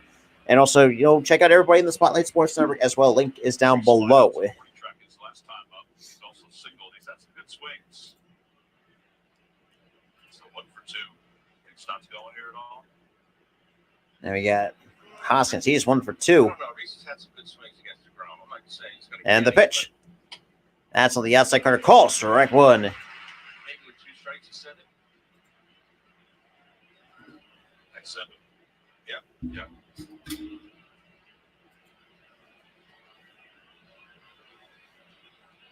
Counts no balls and a strike to Hoskins. He is 1 for 2. So him and Stott are the only ones that have the hits tonight for the Phils. That's fouled back. Now no balls and 2 strikes So now 0-2. on Reese Hoskins with 2 outs here.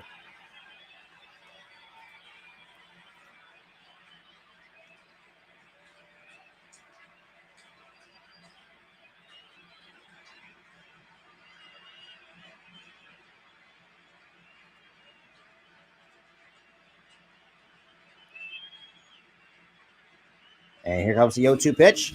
DeGrom kicks and deals. Swing and a miss, strike 3, and that's strikeout number 10. In DeGrom's career that he struck out 10 in a ball game.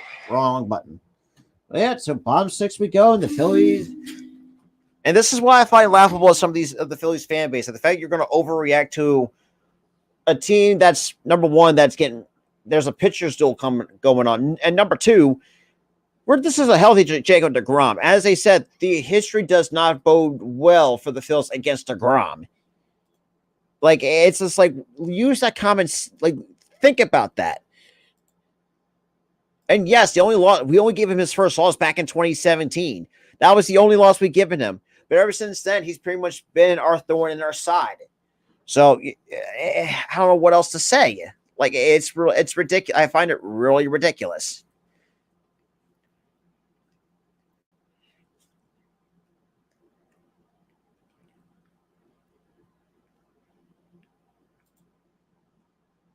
Shout out to the 15, though. I greatly appreciate that.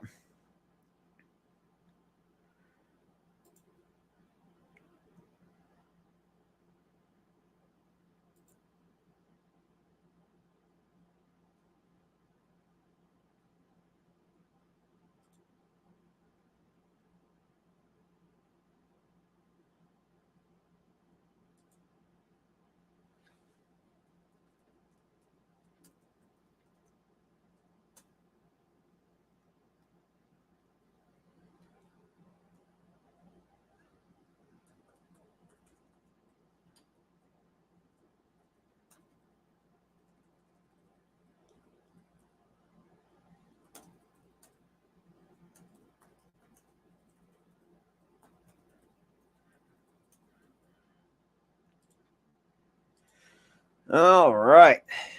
Bottom 6 we go. We'll see if Jacob DeGrom is done. He went 6 innings so far. Buck Showalter whispers in his ear. He's got bullpen action behind him. So, hey, man, DeGrom's been filthy. I can't be mad about that. What I am going to find laughable is that the fact some of this are part of this Phillies fan base is kind of overreacting. It's like, we're not scoring runs. This is DeGrom we're talking about. Like, the dude, when healthy, the dude's fucking unhittable. And the first pitch to Marte chops it on the ground to third. Easy hop for boom for out number 1. Overall, I mean, it's been a good game so far for both sides. I will give. I will say though, I'll give a lot of props.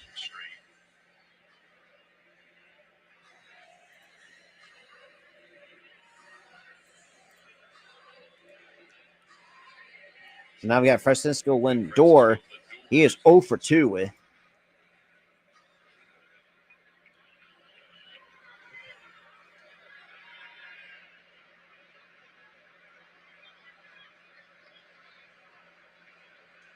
And that clips the outside corner call. Strike 1.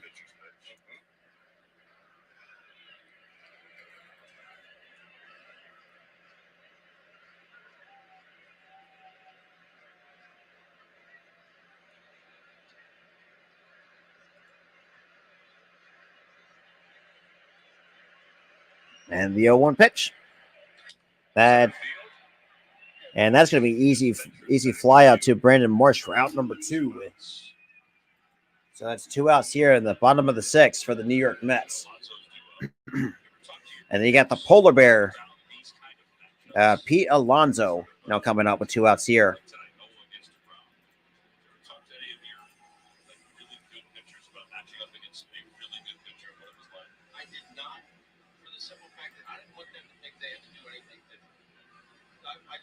Stay within themselves. I think it's kind of they know in the back of their mind that, hey, I got to be on my game tonight. Like, right. I know I have to be sharp to keep this, like you said before. Shout out to the 16 though. Really appreciate everybody coming in. And the first pitch just missed a bit outside for ball 1. So 1 ball, no strikes to Pete Alonso here in the bottom of the 6th with 2 outs. And Alonso is 1 for 2 with an RBI single back in the first. It's at an all-time high for this group. But, they beat Alcantara. And the 1-0 pitch. And that's popped up behind the first base bag to shallow right. And Castellanos will make the catch for out number 3. So 1, 2, 3 go the Mets here in the bottom of the 6th. To the top of the 7th we go. It's still a 1-0 ball game. There we go. Fix the scoreboard. Yeah, but I appreciate everybody coming in, though. Shout out to 16. I greatly appreciate that. Oh, boy. Absolutely. Shout out to the 16.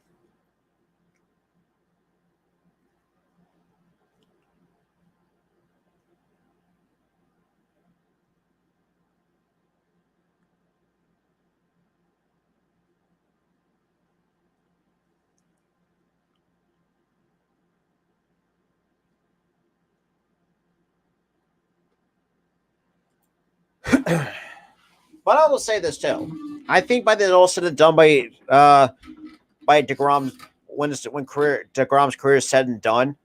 I mean, you're right. You definitely make the argument that he has the best case for the Hall of Fame.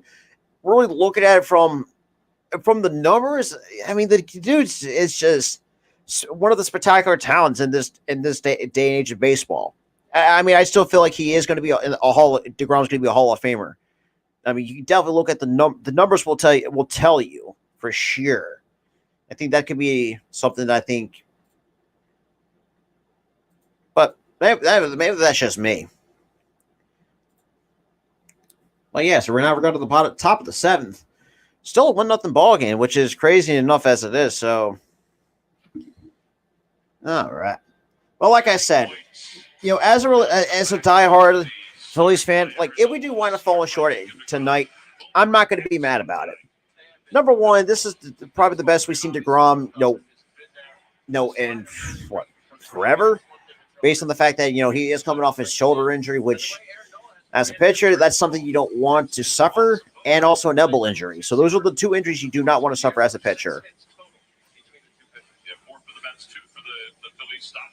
Shout out to the 20, but 18 coming from the Phillies Sports YouTube page. I greatly appreciate that. So DeGrom is going to be done. So Seth Lugo is now coming on to pitch for the Mets. Now I got to fix the damn boom. And the first pitch to boom. Skips in the dirt for ball 1.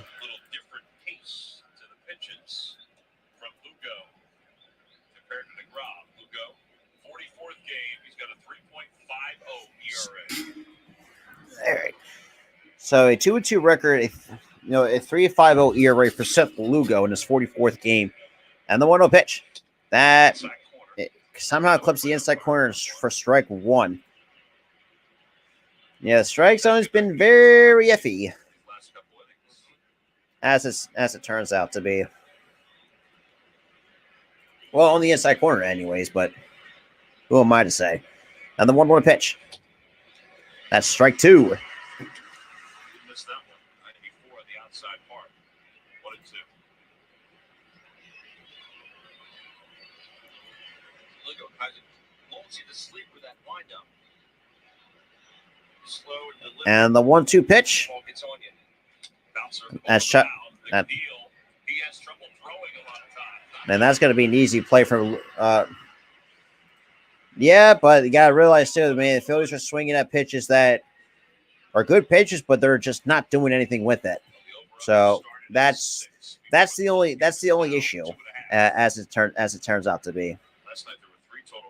So current odds right now for those who are betting, so over 2.5 is whatever. And of course they can't even keep the goddamn graphic up. That would be great. So now we got JT. He's 0 for 2 with a strikeout on the ground down. I just feel like that day off against the Marlins, I feel it kind of slowed everything down, in my honest opinion, with JT. And the first pitch to JT, that misses inside for ball 1. So 1 ball, no strikes to Real Muto.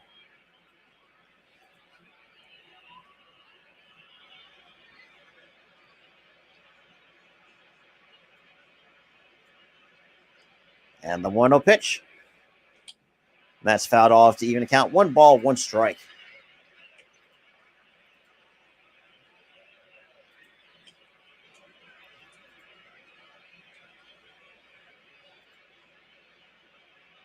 Shout out to the 21 viewers though watching the stream.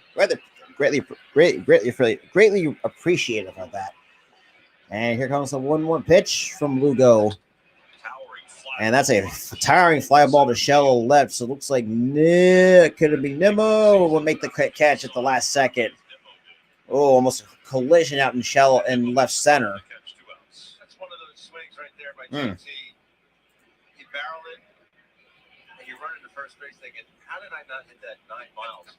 You did everything right. Now we got Nick Castellanos, another guy that, let's be real, I'm literally losing faith with at this point. Because Castellanos is super inconsistent. And it really pisses the entire fan base off. It's like he gets hot for a few weeks and then goes completely fucking cold. Like, you can't be doing that. And the first pitch to Castellanos, that's fouled back at 95 for strike 1. Phillies have struck out 10 times tonight. Rob with his 55th 10 strikeout game. That's nuts. So 0 for 2 is Castellanos with 2 strikeouts. I wouldn't be surprised if he struck out here. And that's chopped on the ground through the left side for a base hit. Well, about fucking time you woke up, Castellanos. Jesus Christ. That's why Castellanos at times is pretty much just stinks. Stayed inside that sinker. Got it past Bjorn May. Shout out to 17, though. Greatly appreciate for those who are just coming in. You're going to hit it right at the third base. He stayed through. Now we got Derek Hall to face Seth Lugo. With 2 outs here in the top of the 7th.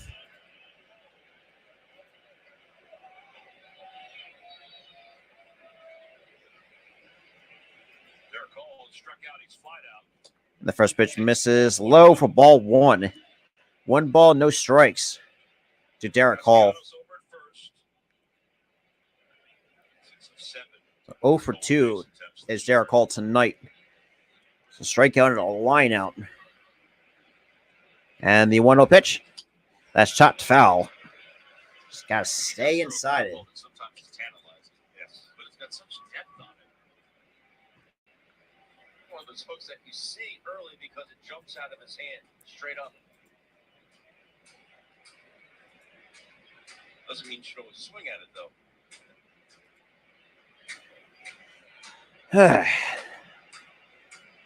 And the 1-1 pitch. Come on, Foster. That's not even a strike. 1-2. Now you got to be on your toes. The strike zone is Yeah, now the strike zone is constantly changing. Because really, as an umpire, you cannot change the strike zone as an umpire. I'm sorry, that's really.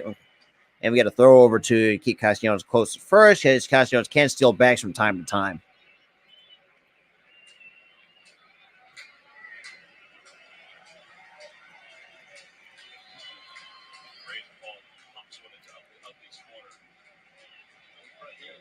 Now the 1-2 pitch. That's skipped in the dirt. Even to count 2 balls and 2 strikes.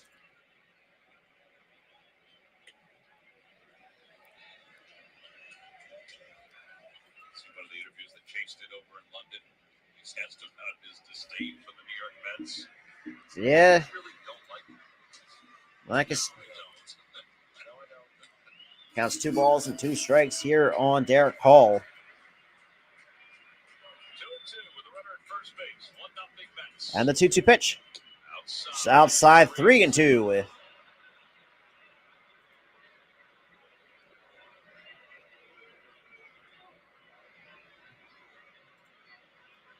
Shout out to the 19 viewers, though. Really appreciate it. Counts out 3-2 on Derek Hall here in the top of the 7th with 2 outs. Yeah. And the 3-2 pitch. Swing and a miss, strike 3. Ah, Jesus Christ. I'm sorry, but man, Marty Parsons got to learn how to stop. Don't change the strike zone. Because that's what I will say. Because the umpires nowadays, because not going to lie, Marty Foster was pretty much consistent for the first 6 innings. And for some reason decides to take the strike zone that part of the inning.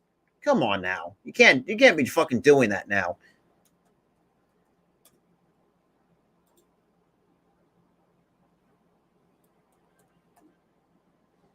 But yeah. So bomb 7th we go. Still 1-0 game.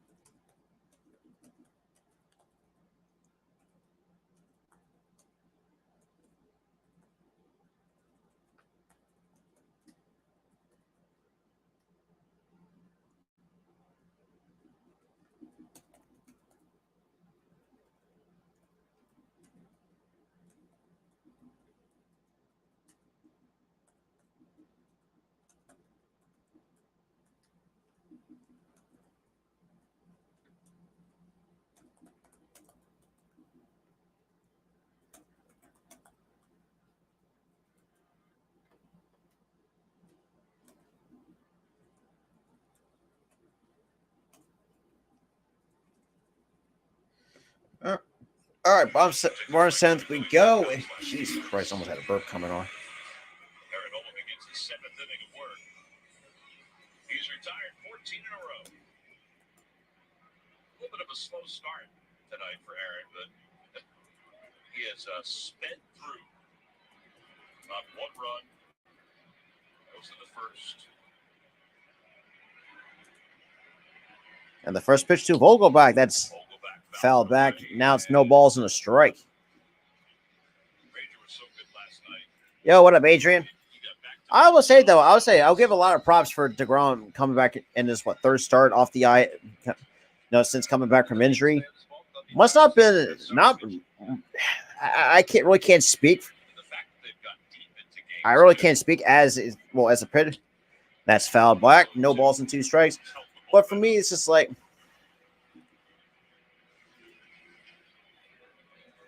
Keep it fresh in that playoff push. and it looks like we got Trevor May now warming up in the pen for the Mets. He does. And the 0-2 pitch. That's going to be a line drive to stop for out number 1. He just flicked that. The ball came off hot. And now Naquin. Now we got Tyler Naquin and Luis Guillorme now on deck.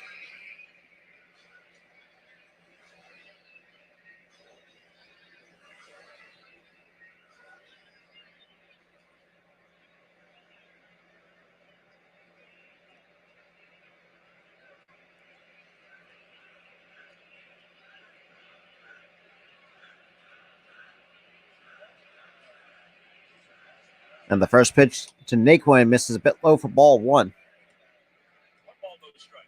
He's thought about Right now, DeGrom was just disgusting. I mean, there's really nothing to say about DeGrom. Struck out 10 of the Phillies and just giving up, and Nola just gave up run, struck out 7. That's pretty much where we're at this point. between them.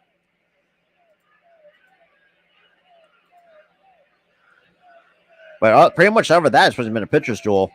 And Singer just missed the inside corner for ball 2. San Diego. Like I said, I am not going to be mad about this loss because I really cannot hate on Jacob DeGrom.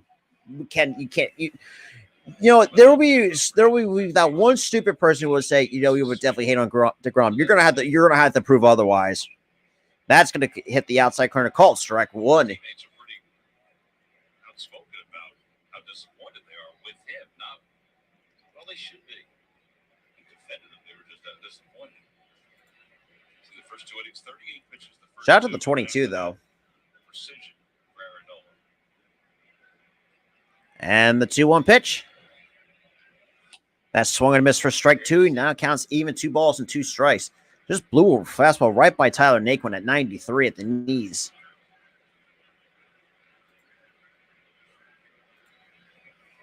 Just 81 pitches. 17 of 23. First good So strike. that counts 2 balls and 2 strikes.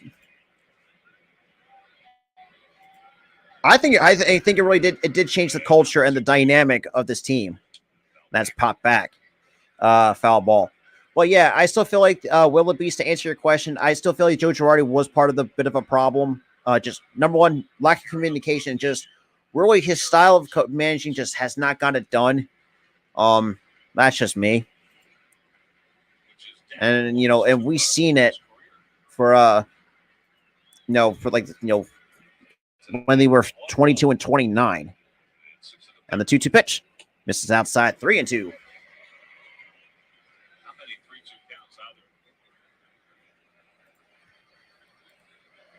Shout out to the 20 people that's watching the stream right now. I greatly appreciate that. And for those who are just new, I did kind of redress the elephant in the room because I had people ask me about it too. And strike 3 called. That's going to be strikeout number 8 for Aaron Nola.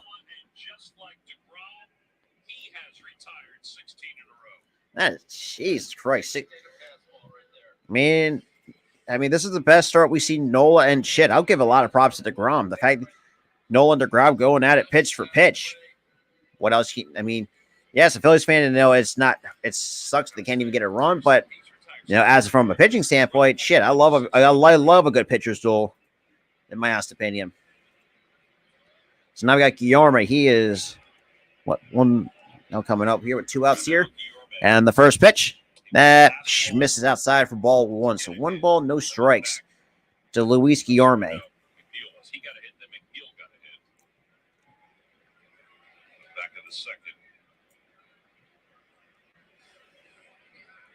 And the 1-0 pitch. That's chopped out of the ground to second. Stott has it. That's Maton that has it for out number 3. So that is 17 straight retired by Aaron Nola, going into the top of the 8th. And it looks like, let's fix the.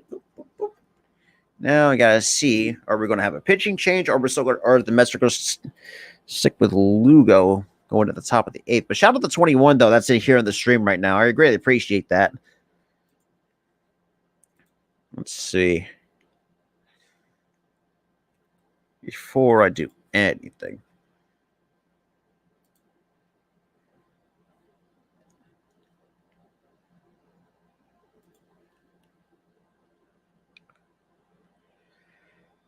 So Braves are up 4-2 over the Marlins. I'm not surprised because the Marlins are below average. And again, they probably don't have one of their 2 best starters in Pablo Lopez and Alcantara on the mound for them. So I'm not surprised. So now I got to see before I make any adjustments to the lineup card. And let's see. I'm pretty sure we're definitely going to need a pitching change, but I'm not entirely too sure. So we'll see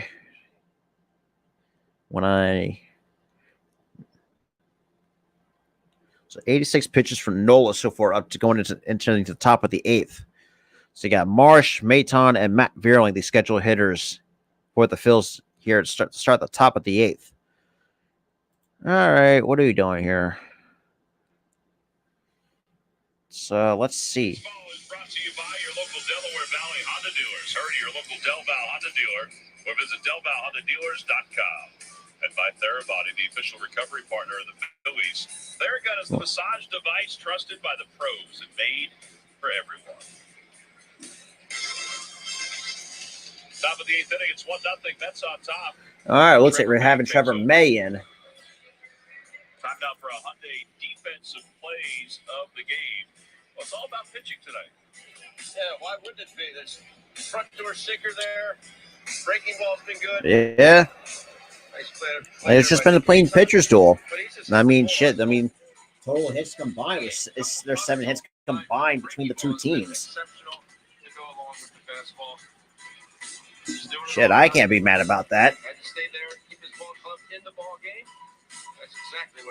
So 7 hits, 4 runs, 1 run, and 8 strikeouts, and no walks for Aaron Nola. Hyundai defensive play. Hey, not a bad outing though. I May would. not be done. I mean, his pitch count is still in a very manageable spot. So now, shout out to the 24 though. In his 12th ball game, he's battled injuries And the this first year. pitch to Marsh misses up high for ball one. So 1 ball, no strikes to Brandon Marsh. He is. Seemed healthy there at 7 miles an hour. Shout out to the 22. Really appreciate that. Marsh has K'd twice tonight. 0 for 2 with 2 Struck strikeouts. out 11 times. And the 1-0 pitch. And apparently he checks. That's a half-ass swing if I ever saw one. Seemed to be a little indecisive about that. Yeah. I mean, you've seen 2 fastballs. Why would you be indecisive? What gave it away? Counts now a ball and a strike to Marsh. And the pitch. That's off his leg, and that's gotta hurt like a bitch. Oof.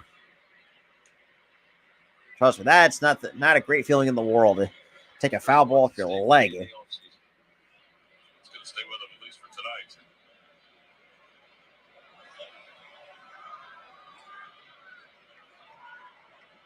Shit, the game's still going. So, and this is the crazy part too. We're not even 2 hours in, and so we're here at the top of the 8th already. Way above the guard. It was on the slider. Let's see where that got him. Oh, right under the kneecap. It's a little bone under the knee. Oof. Yeah, nothing forgiving on that. I'll say that. Looks like a caveman. Sounded like a caveman there. Yeah. So that counts a ball and 2 strikes. Go back in there. Inside. And the 1-2 pitch. Misses outside to 98. 2-2 on Brandon Marsh. Hurt. Yeah, he is. Maton on deck. You got Maton now waiting on deck. Now I wouldn't be surprised if Marsh ever got pinched ran for it, because really, man, that shit, you're gonna be feeling that until like the next day. And the 2-2 pitch. And that's going to be a loud foul ball off the side of the netting. And he hit that ball and just tried to come out of the box. Really winced. Shout out to the 21, though. I greatly appreciate everybody coming in tonight. Really does mean a lot, though.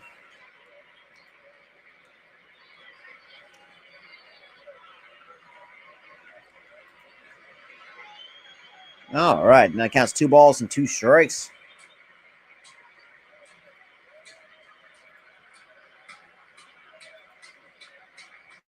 And the pitch. Swing and a miss, strike 3, and that's the hat trick for Brandon Marsh. God damn it. Hey, you're over swinging. The only weather forecast you can count on. NBC 10 First Alert Weather, the most accurate weather team 7 years in a row. No one's headed your way before it hits on air. Oh, boy. NBC 10 app. Count on it. Kyle Schwarber Kind of. out there, sir. So now we got Kyle Schwarber's now on deck, so he's going to be pitch hitting for Matt Vierling, apparently. Big Todd is 0 for 2. Struck out. He's also fly to center. And the first pitch misses up high for ball 1. 1 ball, no Good strikes. sign, though, that Schwarber's even out of the on-deck circle. Yeah, we mentioned it before. Rob Thompson said he wouldn't pinch hit him. He felt like he couldn't run or could hurt himself even anymore.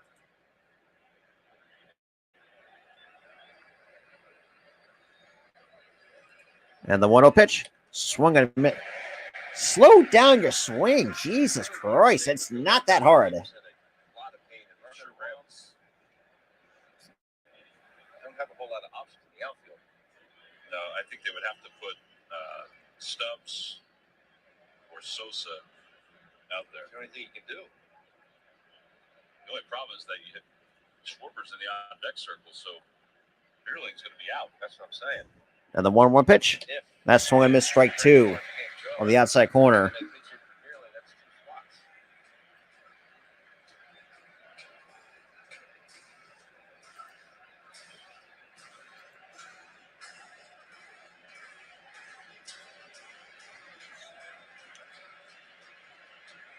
Man, y'all, man, somebody's got to teach these guys how to slow down your swing because it's not that hard.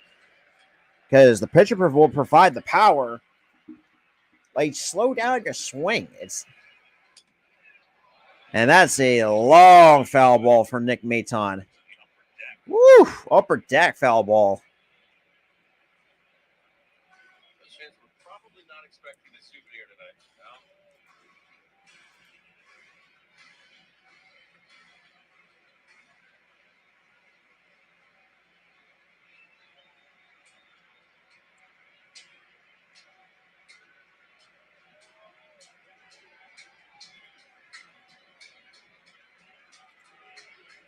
No. And the pitch. Swinging a miss, strike 3. God damn! Like, can anybody like this is the thing from a mechanical standpoint? You're just over swinging. That's always my biggest nitpick with these with not just the Phillies hitters, but just hitters in Major League hitters in general.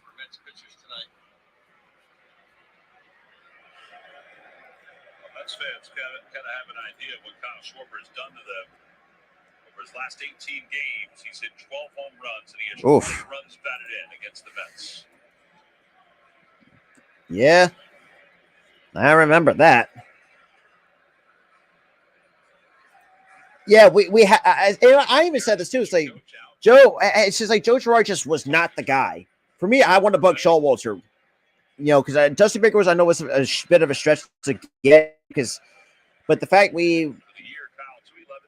but I mean, look, Rod Thompson's has done his magic for this team as well. I mean, I'll give a lot of props to Rod Thompson though. Look at this as a really good sign. Absolutely, because he's going to have to go out and play left field. Shout out to 23 though. In front of the 9th largest crowd in Citi Field history. And the first pitch, that's in there. Called strike 1. Okay, so slider. Okay, they said it's a slider. Looked like a changeup the way how that moved. So 297 career against the Mets, 5 homers, 16 homers, 32 RBIs, and there's the highest strikeout count of 47 against the Mets. And the 0-1 pitch. That's low for ball 1. 1 ball, 1 strike.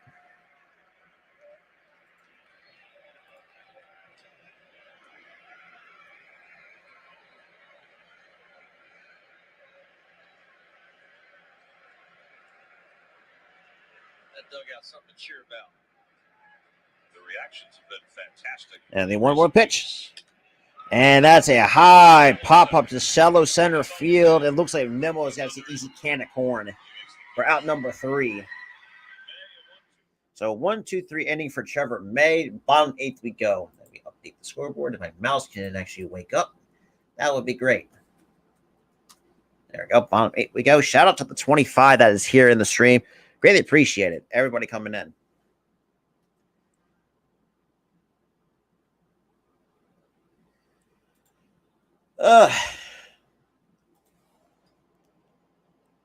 Yeah, it's just from a mechanical perspective, overswinging, like nothing. Like that's one of my biggest nitpicks.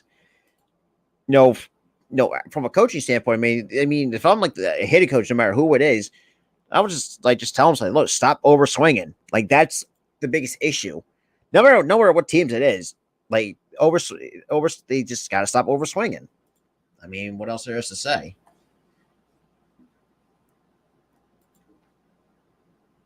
Shout out to the 29, though. I greatly appreciate that, though.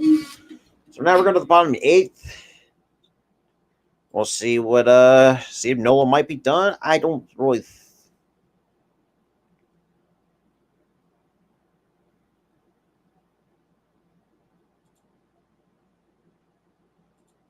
Let's see what let's see what Key tagged me in. Yeah, shout out to the 28. Really appreciate it. 22 from my YouTube page. I really appreciate that. I really do.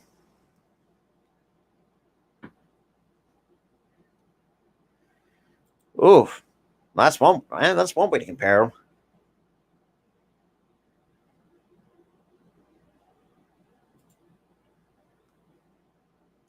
Shout out to 29 though.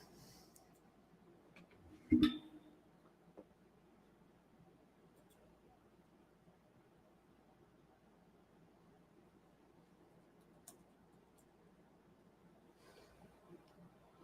and time again that he can play second, he can play the outfield. So it looks like we got Garrett Stubbs in the outfield. Until tonight, he's out in left field, so Schwarber pitch hits, but does not go back out on defense. Athlete, Tom. What do you expect? How many times did you play the outfield? Rhymes with hero. March went over to him and said, "Hey, listen, this." You can tell he was saying, "I got over here, and I'll get here. I'm trying to cover you as much as I can." But Stubbs has played the outfield before. So what do we got? Yeah, McNeil, the leadoff. It's got McNeil, Nito, and Nimmo. And first pitch just missed the outside corner for strike for ball one. Jesus Christ! Like the strike. Begins this inning with 86 pitches. Nobody warming up for the Phillies.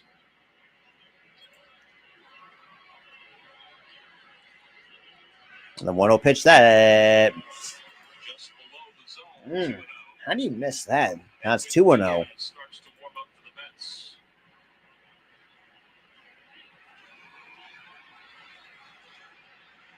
No joy. And the 2-0 pitch misses outside 3-0. Every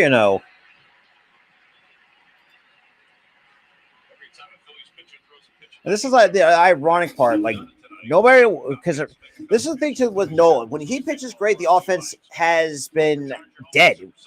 But when it's like, like Wheeler, Syndergaard, Gibson, Suarez, we score runs for them, but not for Nola. That's ball 4, so that's going to be a leadoff walk for McNeil. It's the first walk he has issued tonight. I would think that Rob's going to get somebody up just in case. They're going to toss that ball aside. Not doing him any favors. It's like Connor Brogdon is So we got Brogdon warming up in the pen. Got a glove in his hand.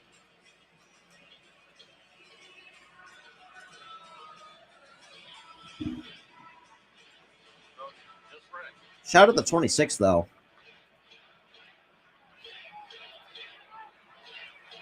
So we got Connor Brogdon warming up in the pen for the Phils. And the first pitch to Nito, and he tries to bunt, but that's misses for ball 1. Yeah, and that's where, and that was my biggest nitpick with the Mets. It's like you have an all-star in DeGrom, but you cannot get no goddamn run support. But that obviously that has changed. I'll say GG's to that. So at least we know what it's like to have someone pitching their ass off, but we can't get no run support. So it is what it is. Like I said, I can't be mad about it. And that misses outside 2-0. Give himself up. Just let him do it. Shout out to the 29, though.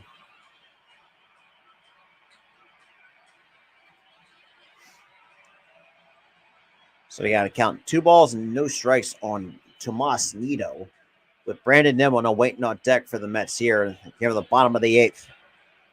And, geez, we're just barely over 2 hours in. Yeah, this game's going quick. And that's a foul ball. Foul balls. Now 2 balls on a strike.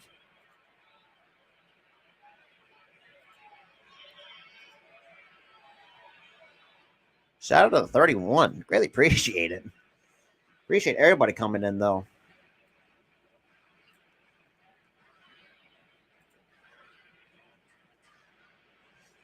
Yeah, hey, you're not wrong, because he's already at 93 pitches already, so you're not wrong.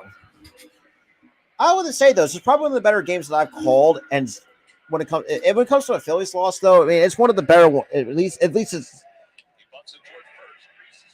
And Reese will go to second for second, and that's a double play. Wow. Okay. 6-4 double play.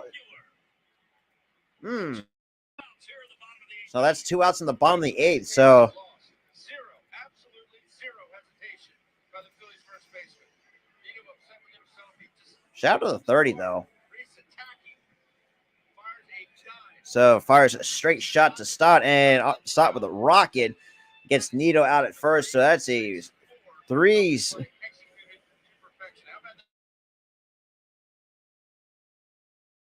The 32 that is in here, though. I really appreciate that.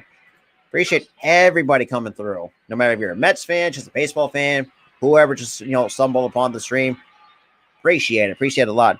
And that's going to be a popped out of play from Brandon Nimmo for strike one.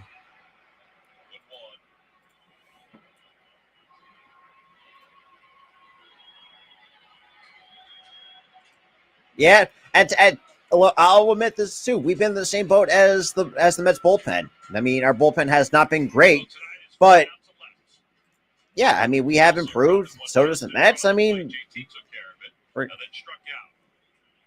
and that's popped up, and boom, and we'll make the catch for out number 3. So Aaron Nola, 8 strong innings. Unfortunately.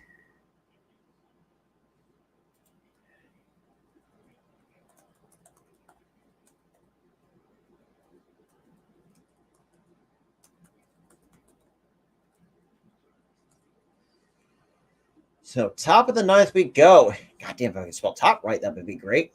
Jeez. There we go. Yeah, but shout out to the 29 though. Really do appreciate it though. Yeah, for those who are new, welcome. Appreciate for those who are just tuning in. If you guys are new, definitely smash the like button. Hit that subscribe button if you guys are new, because we're going to be doing this every now and again, depending on my work schedule. So, yeah, which is ironic because for us, it's like, I feel like that's where we were in that. Well, it was the opposite. We had a better middle relief. Our back end was just meh. It was shaky in the back end the last couple of years, because let's be real, we didn't really had a solid closer in a very long time. So I can definitely agree with that. Yeah, absolutely. Yeah, this is the last chance. So, like I said, I can't be mad with this loss. It's probably one of the better pitching duel games that I've seen or pretty much called. Like, the fact that we're going to see the ground side, I was like, yeah, I had a feeling this was going to be a loss, but not to this of this extent. Knowing that how the Mets offense is, I thought they would put 4 or 5. Well, since Todd McGraw, that was before my time. I remember, hell, you definitely make the same argument for Brad Lidge. Brad Lidge is the only the other solid closer we had in years. That's where we're just. That's how I see it. But Todd McGraw, you could definitely say too for those those older ones. Absolutely. God, my nose was not itching. That would be great. So this game, that's not even 9:30 yet. We're about 2 hours 16 minutes into the stream. So run on 4 hits for the Mets, 0 runs, 3 hits in the error. Pretty much just zeros across the board for both teams. So Nola went 8 innings, 4 hits, 1 run, 8 strikeouts to a walk, 96 pitches. You got DeGrom, 6 innings, 2 hits, 10 strikeouts on 76 pitches. Disgusting.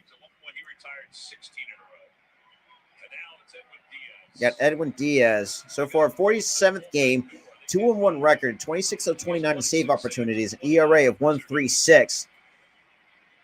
So we got Stott, Hoskins, and Alec Boehm.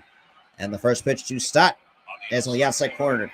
God, that's disgusting. Aaron had 96 pitches, so he averaged 12 pitches an inning, and that's after having 38 pitches through the first 2 innings. That is dominant, man. It's 1 for 3. That swung and miss at 100.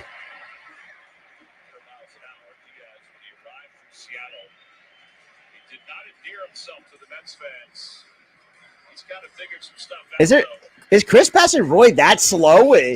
Wow. I didn't know that Chris Passon was that slow. That's crazy.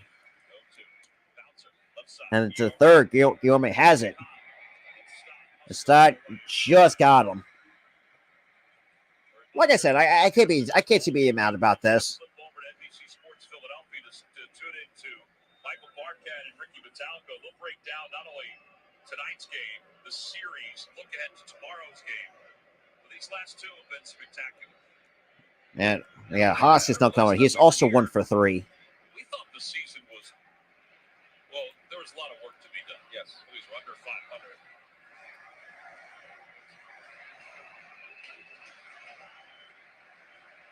And the first pitch to Hoskins over.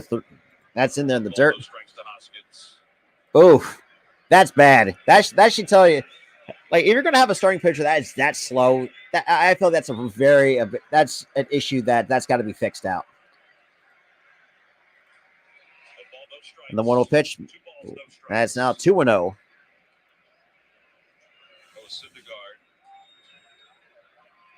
Making his return to Citi Field, not pitching here. The video tribute yesterday. 2 balls, no strikes to Hoskins. 2-1. I find it very interesting. It's just like it's been a while since I heard a closer ever had like a sort of theme to really like surround themselves. Like maybe we had Mo Rivera with the Enter Sandman. I really like it. What up, man? What up? And that skipped in the dirt ball. 3-1. So shout out the 32 that is in here, though. I really appreciate that. 3-1.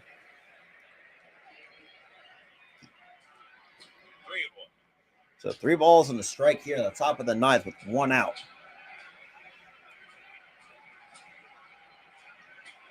And the 3-1 pitch. That's ball 4. And Hoskins draws out a 1-out walk. Shout out to the 31, though. I really appreciate it. Now we got Alec Bohm now to face Edwin Diaz. Scherzer watched from the dugout. The Phillies won it 10th inning last night. And Mundo Sosa is going to pinch run. So Hoskins going to get pinch run by Mundo Sosa. Okay, that's in it. Well, then again, that's what it is, though. Some extra speed. On the gap, maybe. On the gap. Yeah, you're right. I'm always thinking about the next step back, but I guess you got to get to the 1 run first. Honestly, I'm very surprised because really no one Diaz, like I said, man, no one since last night in the first pitch is a bit low for ball 1. Oof. So yeah, I still can.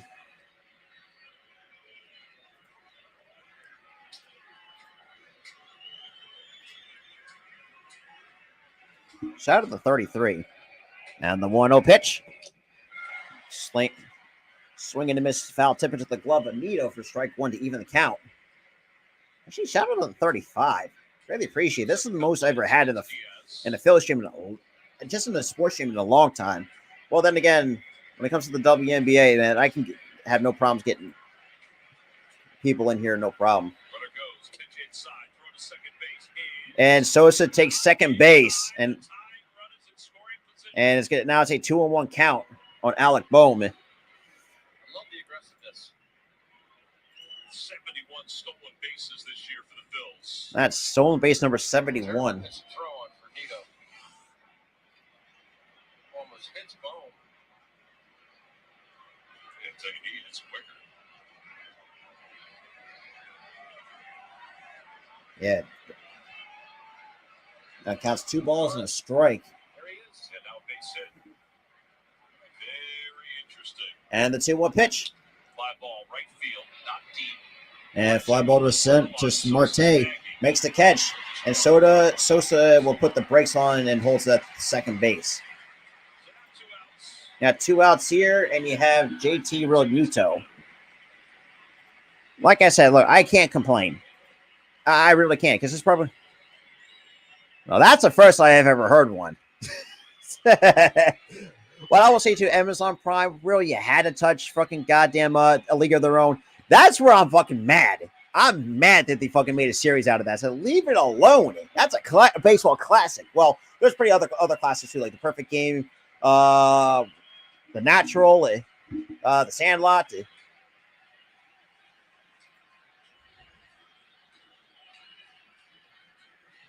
And the first pitch to JT, that's almost a wild pitch. So 1 ball, no strikes to JT Real Me Too. Shout out to the 38 people that is in here. I greatly appreciate for those who are just coming in. On a very quick game, too. Because this is not even 9:30 in the East Coast. Really appreciate it. Brewster's Millions, that's a good one. That's skipped in the dirt. Ball 2. 2-0. Scattered 4 hits and those 8 strikeouts, 1 run. It was a first inning run.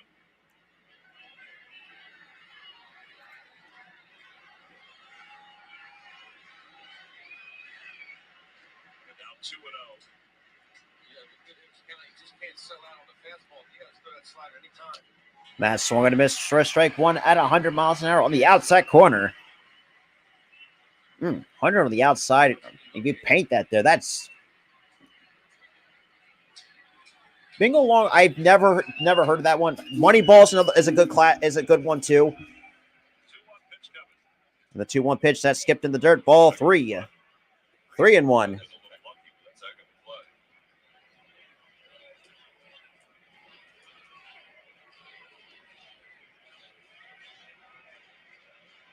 Castellanos waits. And of course, we got Nick Castellanos now on deck. It's 3 balls and 1 strike. And the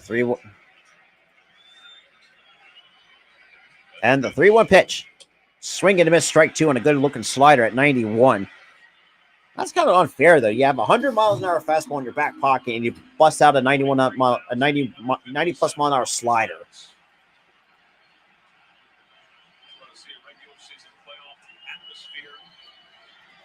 It's tonight. It was last night. And now the 3-2. And the 3-2 pitch.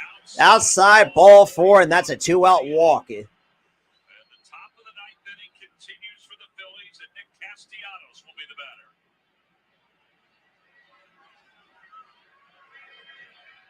He had a big moment in Atlanta a couple weeks ago. Able to come through here. I think that might even top it in this kind of atmosphere. Yeah, it is a nasty slider out of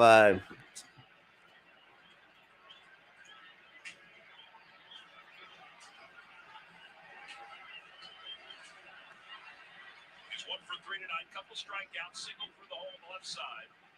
That was his last time up. Runners lead off. So 1 for 1-0 3. Mets lead. And the first pitch. That's in there at 101 for strike 1.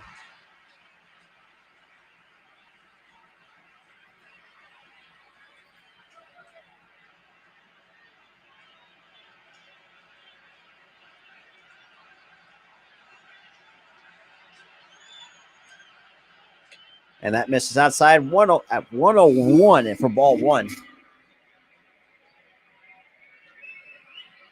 Shout out to the 31, though. A ball,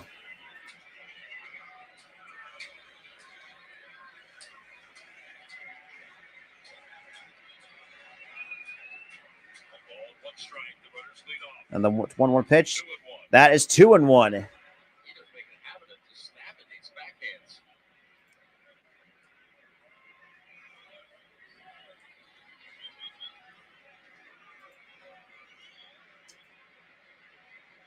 Alito puts the helmet back on. Used the same Man, technique God every bless single time.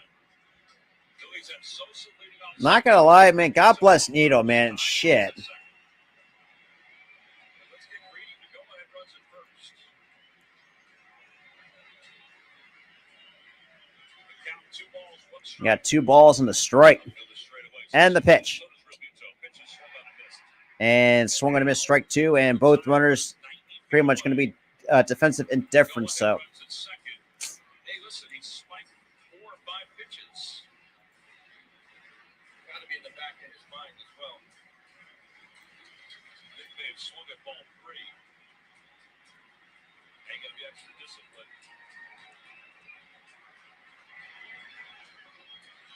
2-2. and the 2-2 pitch.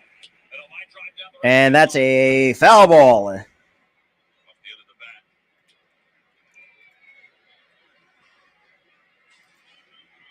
And Sosa will go back to third. Realmuto back to second. Still going to be a 2-2 pitch. So it looks like we have Joey Rodriguez now warming up in the pen for the Mets. And the 2-2 pitch. And that's popped foul. Let's try not to do too much. And this is where, like I said, I will nitpick with a lot of major league hitters. Is that a lot of major hitters? So you got to stop doing too much. It's just let it come to you and just put an easy swing on it. It's not that hard. Now, I can't say for certain I haven't seen 100 plus mile an hour fastball coming right at me. And the 2-2 pitch. Swing and a miss, strike 3. You know what? GG's to the Mets, though. You know what? GG's. Like I said, I can't be mad about that. I really can't. But yeah, so, yep. So Phillies dropped game 2. I had a feeling they were going to at some point because, it's, like I said, it's DeGrom we're talking about here. It's what is there? Like I said, there's nothing really else to say. Yeah, it is a good game, though. I will give the Mets a lot of props. So I'll give them, GG's to that. But still, I mean, but yeah, I mean, overall, man, I couldn't imagine what the atmosphere was like at Citi Field, though. I really think overall, like, kind of get my few thoughts on it before we wrap it up. Man, it's not even fucking 10 o'clock. It's not even 9:30. Like, Jesus Christ. We're about more than 2.5, under 2.5 hours. But like I said, GG to the Mets. I mean, shit. I mean, DeGrom, there's really nothing you can say. The dude's, and I said this too, when he's healthy, he is unhittable. Number 2, the fact that he has 102 in his back pocket, plus he'll fuck with you with a 90 plus mile an hour slider. You have a curveball in his back pocket, and just it's disgusting. Diaz has been I get that, but still, like, that's 2 great games. Like, I really can't, I can't. Yes, I know it's very fortunate. Like, it's tied 1-1, but we still, look, overall, I thought tonight was a really good game as well. Look, I think the Mets just pitched better. They outpitched us. Like, I'm going to admit that on record. The Mets, oh boy, I almost said the Mitches, but the Mets outpitched the Phillies. Look, you can't ask nothing better out of DeGrom for 6 innings. Then you had Trevor May, which, let's be real, that was a former Phillies prospect that we kind of gave up a little bit. Overall, I thought Seth Lugo actually pitched pretty well for the Mets. I will have to say, and Diaz, still there's really nothing to say about Diaz. Nothing bad, anyways. Because I don't. But other than that, yeah. So the series is now tied 1 apiece going into game. They are. I will admit that, but I will say good teams, and I've seen this in the past too, when good teams run into brick walls and to other better teams. Now, I will say the only team I do feel like I will admit that I will think could give the Mets a run for their money is probably the Dodgers. Because let's be real, the Padres is bleh. See, and that's what we're going for. Because that's what we're pretty much what we're going for. We're trying to go for the biggest wild cards to lead wild card spot. Because let's be real, the fact that the Padres don't have Tatis because of an 80 game suspension, which was really stupid out of Tatis. The fact that you will learn the first. Oh yeah, absolutely. Matchups do matter, absolutely, and especially in the hardest games you would ever have to play is in your division. And no matter what sport it is, it's always difficult to play against your division because you'll see them. Well, because baseball, you see them like 3 or 4 times a year, depending on who you're at, depending what the schedule is going to be looking like. Because usually, sometimes those schedules would change from time to time. But like I said, we got Wheeler for game 3 going against Chris Bassett, so if that's going to be another pitcher, so man, this is. I think overall, like I said. Game 2, I had always had a gut feeling we're going to drop this game, but I was like, it is what it is. It's DeGrom coming for his 3rd start of the year and just did what he did. He's got the job done for the Mets. The offense, both sides were just kind of dead until, top of the 1st, I should say. Bottom of the 1st. My Jesus Christ. Yeah. Saying that was stupid. And the fact, and this is where I have to sometimes agree with his teammates. The fact you've been in this league since 2019 and you still have not learned your fucking lesson. That's where sometimes I will think, as someone guy like Tatis needs to realize, like, yeah, like you got just let it heal naturally. It's not that hard in terms of just really. I don't know. Like that's really what annoys me about it. But like I said, I think overall, I think because right now, I think our best bet is try to catch the Braves for the wild card spot as close as we can because the Padres are not that great. Let's keep it real here. I mean, the fact they got Juan Soto and just has not really has not shown to really produce a lot. But other than that, like I said, I give a lot of GGs to the Mets tonight by a final score of 1-0. Like I said, DeGrom pitched his ass off for 6 innings, and the bullpen pretty much did the rest for the Mets. Like I said, the Mets pitching out, we just got outpitched. And what's going to be funny is I'm probably going to find Phillies Twitter blowing up because or some fans are going to overreact, say, "Oh, we didn't do this." Like, and see, this is why some Phillies fans are kind of really know how to piss me off sometimes. I really do believe that. But like I said, I mean, I have no hard feelings towards the Mets. I mean, hell, like the first 2 games we played. I mean, it was great for the first 2 games. I mean, I can't deny that. But other than that, like I said, I mean, I appreciate everybody tuning in tonight for another live play-by-play with the Phillies and the Mets.